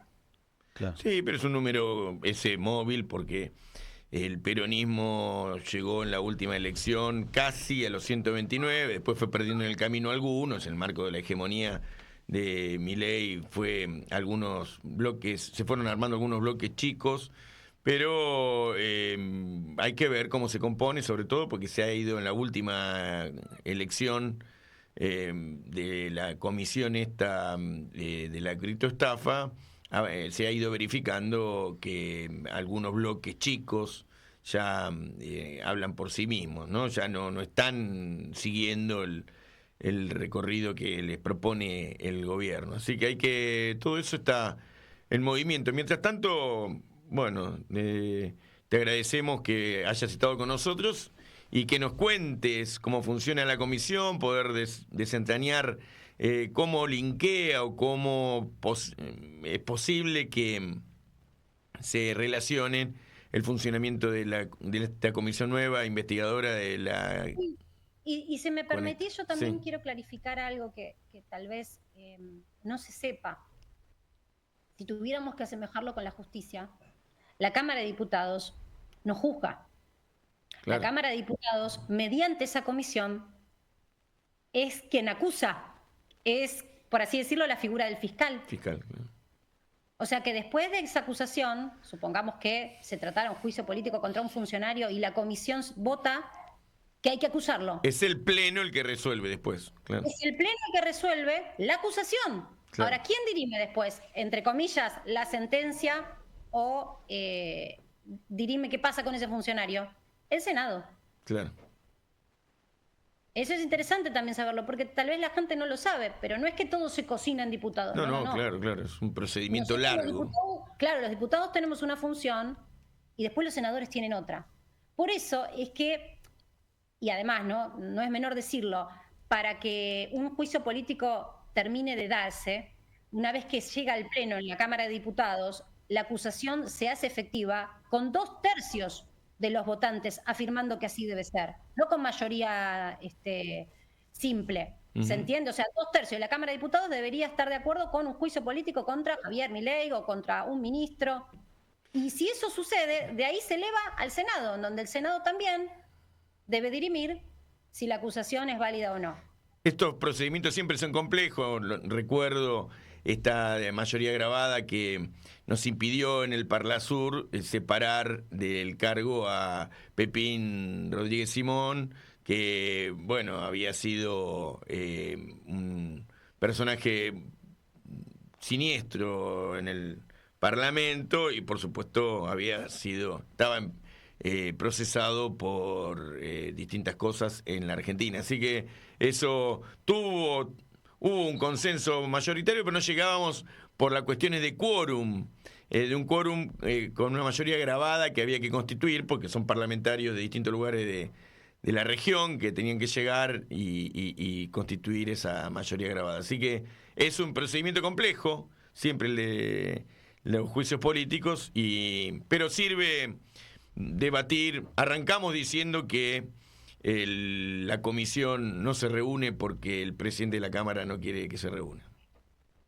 Es así, y bueno, veamos también qué sucede con esa comisión investigadora, ¿no? Aquí también hay que entender que hay bloques que no son ni Unión por la Patria, ni el PRO, ni la Libertad Avanza, que definen mucho y son los bloques que están, como le decimos nosotros, en el centro del Congreso porque se sientan justamente Claro. en el centro. La posición de ellos va a ser clave también. Uh-huh. Y de hecho fue clave para que finalmente esto terminara en una comisión investigadora y ya se sabe de antemano a quienes van a citar, porque se votó en el Pleno. ¿Puede la comisión de juicio político investigar a Martín Menem? ¿Tiene facultades para eso o porque es parte del Poder Legislativo no se puede? En el marco de una causa que se abra contra un funcionario, él no es un funcionario, él es un diputado Claro. más, cuando se investiga un hecho, Porque se está, testigos y se cita personas involucradas, así que si él estuviera involucrado... por ejemplo, en el debería- caso Libra, porque bueno, andan trascendiendo de que estaría implicado el presidente de la Cámara de Diputados en el caso Libra, digamos. Entonces, por ahí también... Si los diputados ahí sentados consideran que él tiene que sentarse y dar una explicación para llegar a una conclusión sobre lo que tiene que dirimir, que es la acusación sobre un funcionario, él no es funcionario, Claro. por las dudas, pero debería ir y dar testimonio, claro. Ok. Bueno, Marcela, te agradecemos enormemente este desafío que tuviste de armar, A mí me de encanta charlar con acceder a esta ustedes. Además, entrevista. yo tengo un excelente diálogo y respeto por Así el Partido es, Peronista. se Y nota. porque aparte algunos miran para otro costado, pero vamos, ¿por qué ocultar que nosotros llegamos a ganar las elecciones como un frente electoral? ¿Y cuántos peronistas hay dentro de la Libertad Avanza? Un montón. Sí, Eso sí. no hay que esconderlo, reconocer la identidad de cada uno habla de los valores éticos y morales. Bueno, muchas gracias. Un abrazo para vos y para toda la familia. Gracias, Marcela. Muchísimas gracias, que anden muy bien. Nos Hasta vemos. luego. Hasta luego. Y de Marcela Pagano nos vamos a ir en el Día del Paro a Hugo Yasky, que bueno, estamos haciendo la conexión, porque estamos en un día y en una semana, en un mes, en un año muy convulsionado, ¿verdad? Che, qué entrevista, ¿no? Buena nota, ¿Eh? Qué buena nota, Rara. Sí, Linda. Se entiende. Se entiende. Se entiende. Y además... Lo que pasa es que es periodista, ahora yo no sabía. Claro, ella es periodista, es una periodista histórica. Sí. Y bueno, a mí siempre me llamó la atención cómo se había frenado el funcionamiento de la comisión y cómo ella pelea porque funcione la comisión. Así que ante la comisión de criptoestafa era oportuno llamarla. Tal cual. ¿Cómo anda, compañera Viviana? ¿Bien? Bueno, me alegro. Mirá, hace un montón que no teníamos una compañera mujer entre nosotros y por eso le invitamos a que si quiere ir haciendo con nosotros el programa, para nosotros va a ser muy lindo. Para mí es un honor estar acá. Que esté con nosotros y que podamos hacer con vos ponerle a este programa la perspectiva femenina. Me dicen que está la llamada. ¿Así es?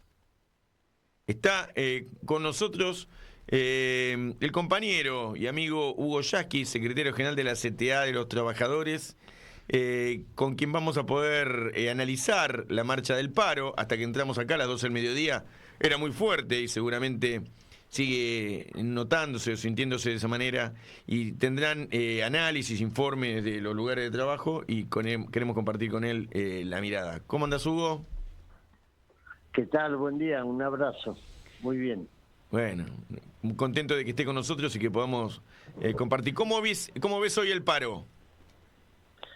Muy fuerte, un paro que se siente en todo el país, que además muestra claramente un cambio de humor social. Yo creo que este es el tercer paro de lo que sería la era Milei. Creo que es el que tiene mayor grado de consenso social. La gente sabe que con los salarios que hay hoy no se llega a fin de mes. Los jubilados están todavía en una situación peor, y tenemos además el problema de los despidos que crecen, se multiplican, y frente a eso, a diferencia de lo que pasó en las anteriores convocatorias, la adhesión no se circunscribe al que para porque pertenece a un gremio determinado, sino que hay un apoyo que se manifiesta en la calle. Si vos ves la línea de colectivos que están andando, no lo hacen abarrotar de gente. ¿No? Poca gente en los bondis, che. Poca gente en los bondis. Y eso está mostrando las imágenes. Un pueblo que decidió sumarse a la medida de fuerza. Hugo, ¿cómo te va? Nahuel te habla. Troncando con lo que decís, ¿cómo viste bueno, esto fue un paro con movilización, la movilización ayer del movimiento obrero, de los trabajadores, las trabajadoras que inundaron la Plaza Congreso? ¿Cómo evaluaste el escenario de ayer? Fuerte, muy fuerte, multitudinaria, masiva. Al principio algunos medios que trabajan para el gobierno querían bajarle el precio a la movilización, pero por suerte existen hoy los drones, y las imágenes de la fotografía de altura claramente muestran una muchedumbre que desbordó no solamente la plaza, las inmediaciones.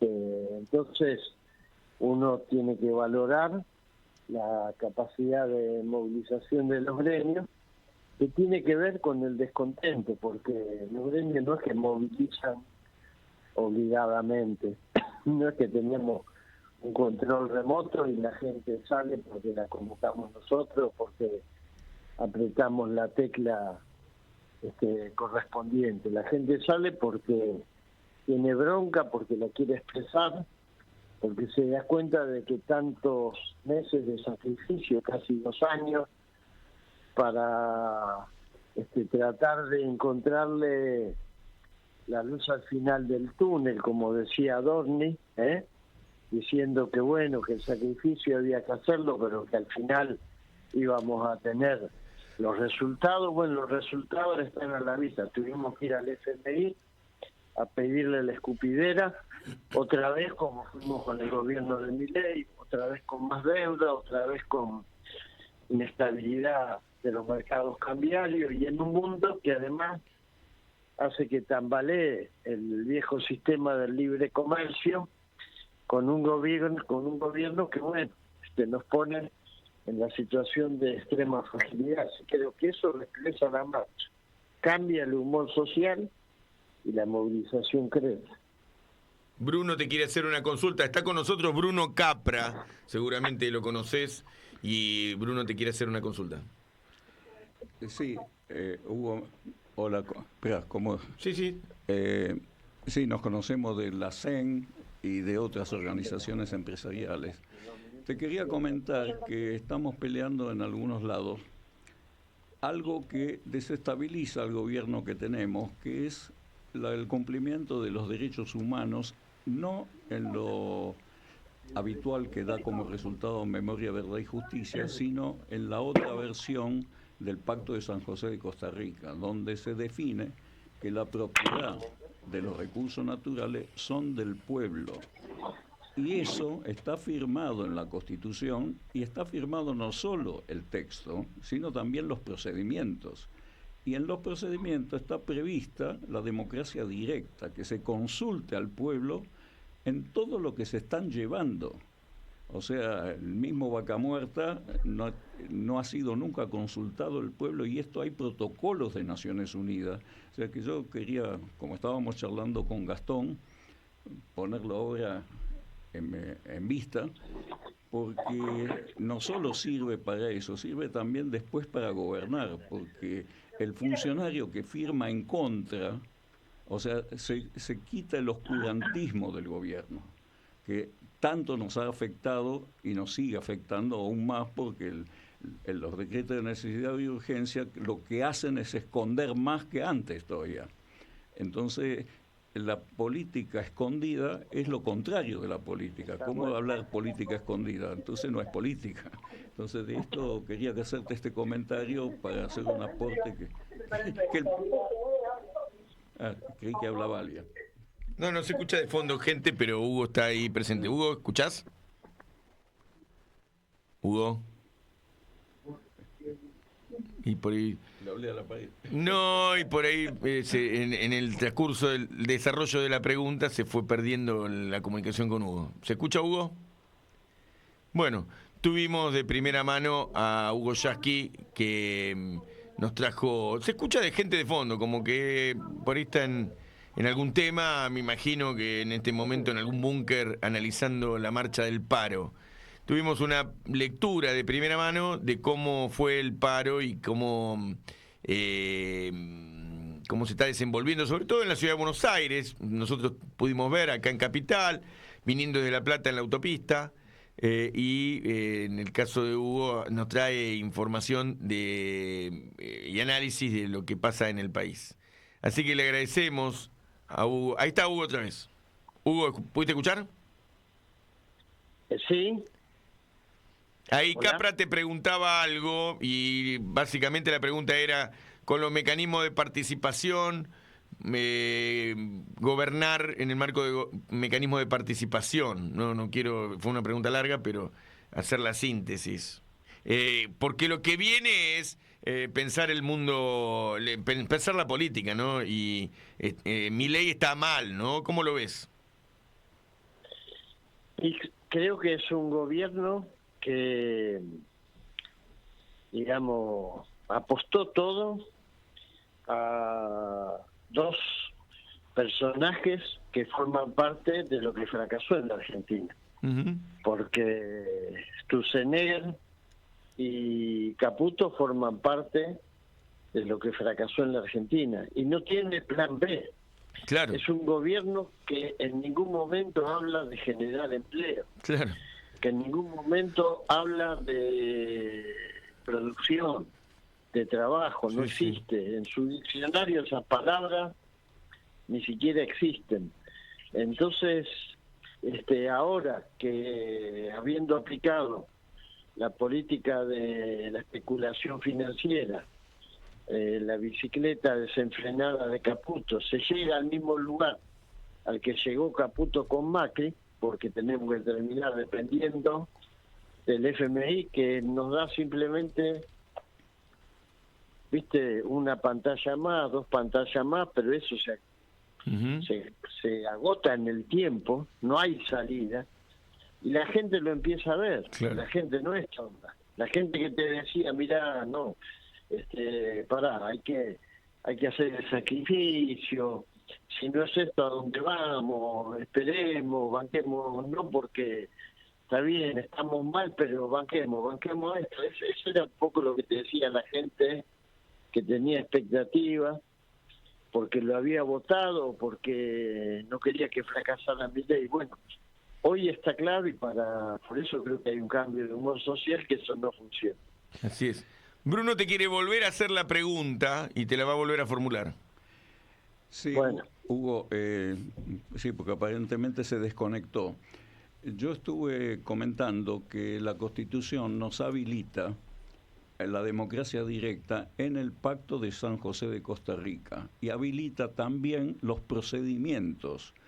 Estos están prolijamente escondidos en Cancillería, pero están disponibles en Naciones Unidas. Yo incluso hice una denuncia un par de años atrás sobre el uso de vaca muerta para expoliar a la población, porque como el dueño de los recursos, según el Pacto de San José de Costa Rica, es el pueblo. Y esto tiene democracia directa para dirimir cómo se hace, que eso está escondido. Y yo hablo de la política escondida, y la política de escondida es la antipolítica. Entonces quiero dejar este aporte, si te gusta, y lo profundizamos, porque está disponible y no lo estamos usando. ¿Te gustaría? Sí, es un elemento que sin duda alguna hay que tenerlo en cuenta, puede ser en un determinado momento de agotamiento del proceso una alternativa. Espectacular. Hugo, la última pregunta por parte de Nahuel Silva y te dejamos porque estás en el medio de una jornada de paro. No, decíamos que urge construir la salida política ante este escenario de crisis. En la plaza se vieron las columnas de la CTA, la CGT, la UTEP, el Pueblo Suelto, que fue y se manifestó para defender a los jubilados. Pero también hubo una columna muy importante construida desde el gobernador Kicillof. ¿Qué opinión tenés con el rol que está cumpliendo el gobernador Kicillof, no solamente como gobernador, sino poniéndose a las políticas de saqueo de Javier Milei? No, creo que es fundamental, porque Axel Kicillof está demostrando, no desde la teoría, desde la abstracción, desde el día a día, gobernando, que se puede gobernar de manera distinta. Uh-huh. Y lo hace la provincia que más aporta a la producción del país, en la que tiene la mayor cantidad de habitantes, la que tiene también los mayores índices de pobreza, uh-huh. Y lo hace bancándose los aprietes, la asfixia financiera, los ataques de los medios oficialistas y todo lo que nosotros estamos viendo, y sin embargo nunca fue a ponerle la estupidez a Milei, nunca le dijo a ningún diputado bonaerense, como hacen otros gobernadores, muchachos, hay que darle los votos a Milei porque necesitamos que nos mande tal o cual cosa. Se la bancó, y me parece que es la esperanza para el pueblo argentino, sin lugar a dudas. Bueno, Hugo, te agradecemos entonces, te liberamos, te agradecemos que hayas estado con nosotros en este día tan agitado. Así que, y bueno, y también importante para la Argentina, porque que se le ponga un freno, que se le pare de manos la clase trabajadora y el pueblo en general a un gobierno que afecta los intereses de la clase trabajadora es muy importante. Gracias. Bueno, les mando un abrazo y gracias por la llamada. A vos, gracias. Grande, Hugo. Bueno, pasó por Peronismo sin Gradualismo el compañero y amigo secretario general de la CTA de los Trabajadores, Hugo Yasky. Che, no hemos tenido la posibilidad de mostrar a nuestra compañera, que para la próxima esperamos que esté todo el día, porque llegó al final. Tarde, pero seguro. El micrófono, acercate al micrófono. Así que bueno. Che, y igual no me maquillé, así que mejor no me importa, no me gusta la cámara. Vos vivís acá en Once, está acá nomás. Es una piba que vive acá en el barrio y que ya por este programa han pasado varios, como Franquito, por ejemplo, el comandante Gabriel Ocampo también, que en este momento está haciendo alguna tarea de producción, preparándose para subir el programa. ¿Cómo viste en el recorrido desde tu casa hasta acá el barrio, el paro y el barrio en general? Una locura el tema, bueno, poca gente igual, pero el tema del transporte y eso. Poca gente en los bondis. Sí. Che, ¿y el barrio, los comercios?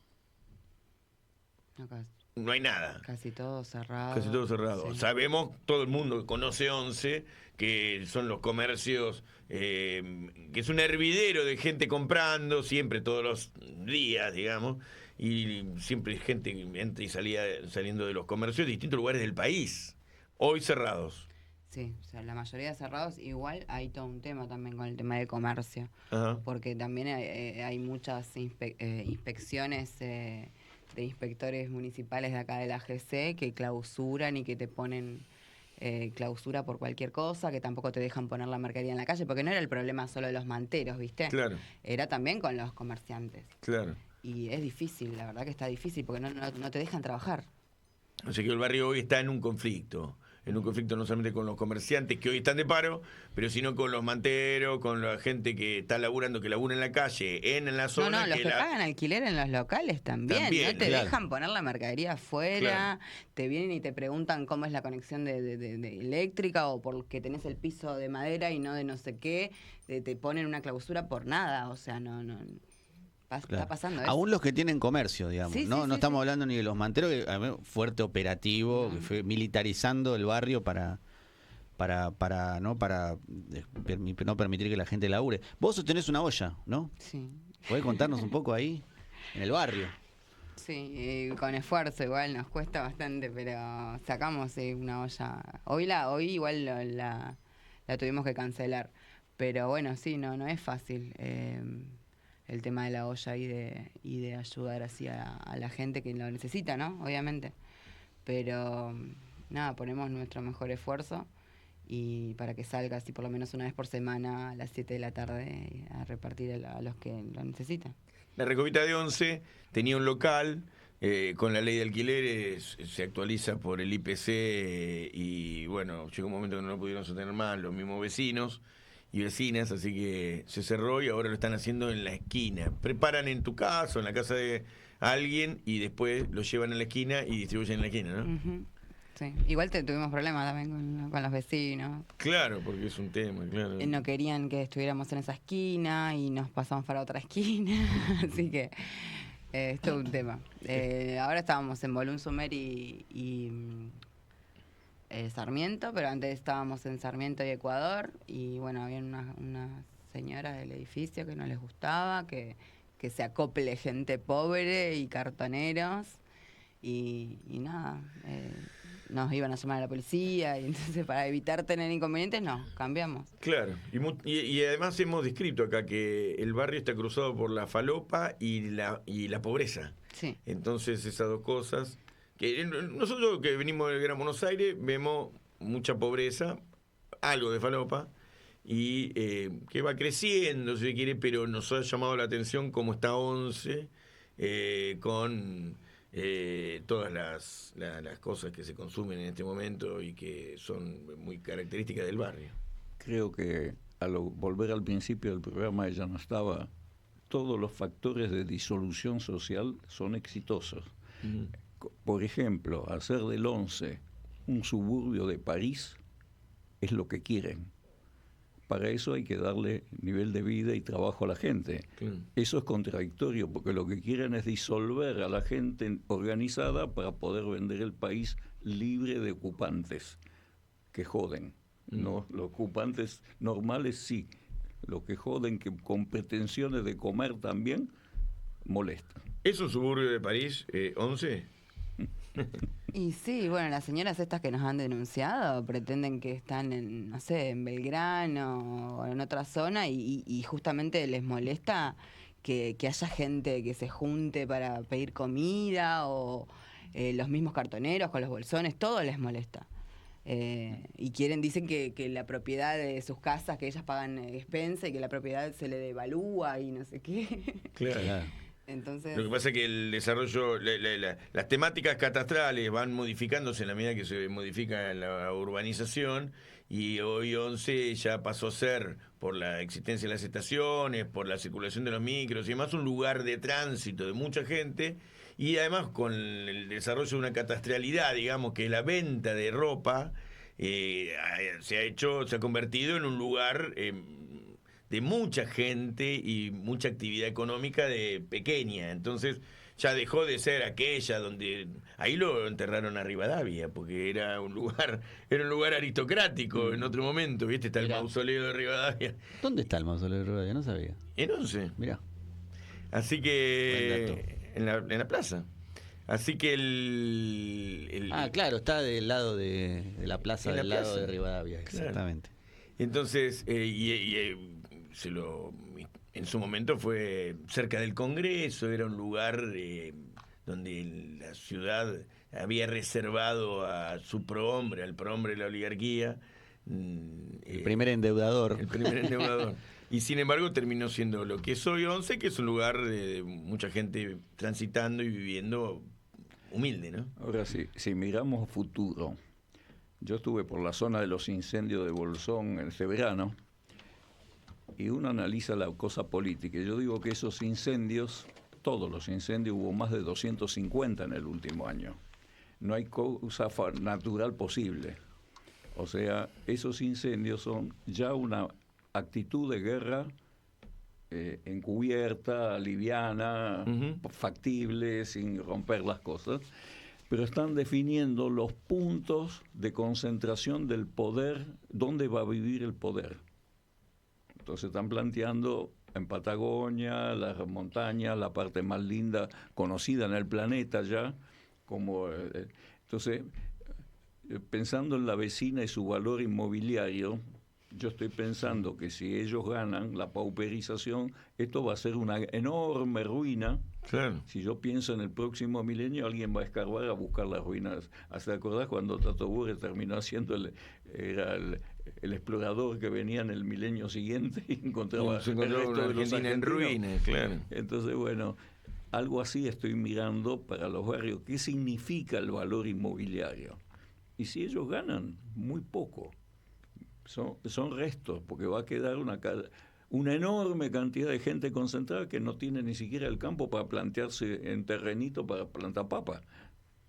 Claro, claro. Pero además hay que agregarle lo que está planteando Viviana, que es la represión del gobierno de la ciudad de Buenos Aires, que lejos de comprender los fenómenos urbanísticos, porque la ciudad de Buenos Aires, inclusive durante el gobierno de Larreta, ni hablar durante el gobierno de Macri, que hacían hasta las bandas estas que levantaban a los pibes, a la gente que estaba tirada en la calle y la trasladaban, la sacaban de la ciudad. Tiene que ver con la época de la dictadura, lo hacían con Cacciatore, que sacaban... Cuando tenían Manliva, Macri denunciaba a los cartoneros que robaban la basura. En vez de planificar la ciudad con una visión humanista, han gastado mucha guita en obra. Para que no puedan sacar el cartón cuando también. perdió Macri imagen por hacer eso, permitió que el Tren Blanco, y estoy hablando de la historia pero denunciaba a los cartoneros por robo. Sí, claro. Bueno, no se les ocurren cosas a esta política liberal, oligárquica, burguesa de la ciudad de Buenos Aires. Ojalá fueran burgueses porque trabajarían, serían de la industria, pero de la ciudad de Buenos Aires, que, por ejemplo, lo que hizo Marra, que es tratar de denunciar, presentar un proyecto para cobrarle una multa a los cartoneros, mejor dicho, al que levanta una tapa de un tacho de basura, a un indigente, revolviendo la basura. Entonces quieren meterle una multa a una persona que es indigente. O sea, además de que es improcedente desde el punto de vista, porque es un oxímoron eso, es improcedente, pero además es muy doloroso desde el punto de vista de la filosofía humanista, de la visión que podemos tener desde la solidaridad, ¿no? Que el gobierno, despreciando al más humilde que anda buscando en un tacho de basura, le quiera meter una multa, que es impracticable, vuelvo a decir, pero que los quiera sancionar en vez de tenderle la mano. Claro. Entonces, eso es lo que hacen con ONCE, eso es lo que hacen con los barrios. Por eso que nos encanta que estés acá con nosotros. Que venga seguido. Que venga a horario, loco, no te queremos cagar a pedo. Pero... No, hoy no pude venir. Más vale. Pero nos encantaría que estés con nosotros, que hables, que nos cuentes, no solamente del barrio, que vayamos haciendo juntos el programa. ¿Cómo no? Un placer y un honor estar acá. Vamos todavía. Buenísimo. Vamos todavía. Bueno, y se nos fue el programa. Voló. Tuvimos además del análisis en la editorial de que esto no da más y que la Argentina, el mundo, se está hundiendo el neoliberalismo, el consenso de Washington, el comercio internacional. En la Argentina se tomaron nueva deuda externa, no impactó positivamente en los mercados. A Milei le queda poco tiempo, estamos en un día de paro, hay una comisión investigadora para la criptoestafa, le caen todas las fichas juntos a la sociedad argentina y esto hace que para Milei sea muy difícil el futuro. Así que bueno, la pregunta entonces es, ¿podrá continuar este hombre ¿Se cae o no se cae Milei? Eso queda para adelante. Si les gustó el programa, como dijimos al principio, y les parece piola reenviarlo, compartirlo, esto es Peronismo sin Gradualismo. Los invitamos a que se suscriban en YouTube. Un abrazo para todos y para todas, que le pongan la campanita, por supuesto, etcétera, etcétera. Un abrazo grande. Y está con nosotros el compañero Guerra, Guillermo, que es un operador que, bueno, hoy quiso hacer paro, pero tuvo que venir a bancar el programa y nos pidió, y bueno, nosotros veníamos igual a hacer el programa porque teníamos que hacerlo. ¿Qué va a hacer, pobre Guerra? Y está el compañero Marcos Delgado, que también está en la operación técnica. Un abrazo para todos y para todas. Radio con Aguante. Piezas De realidad.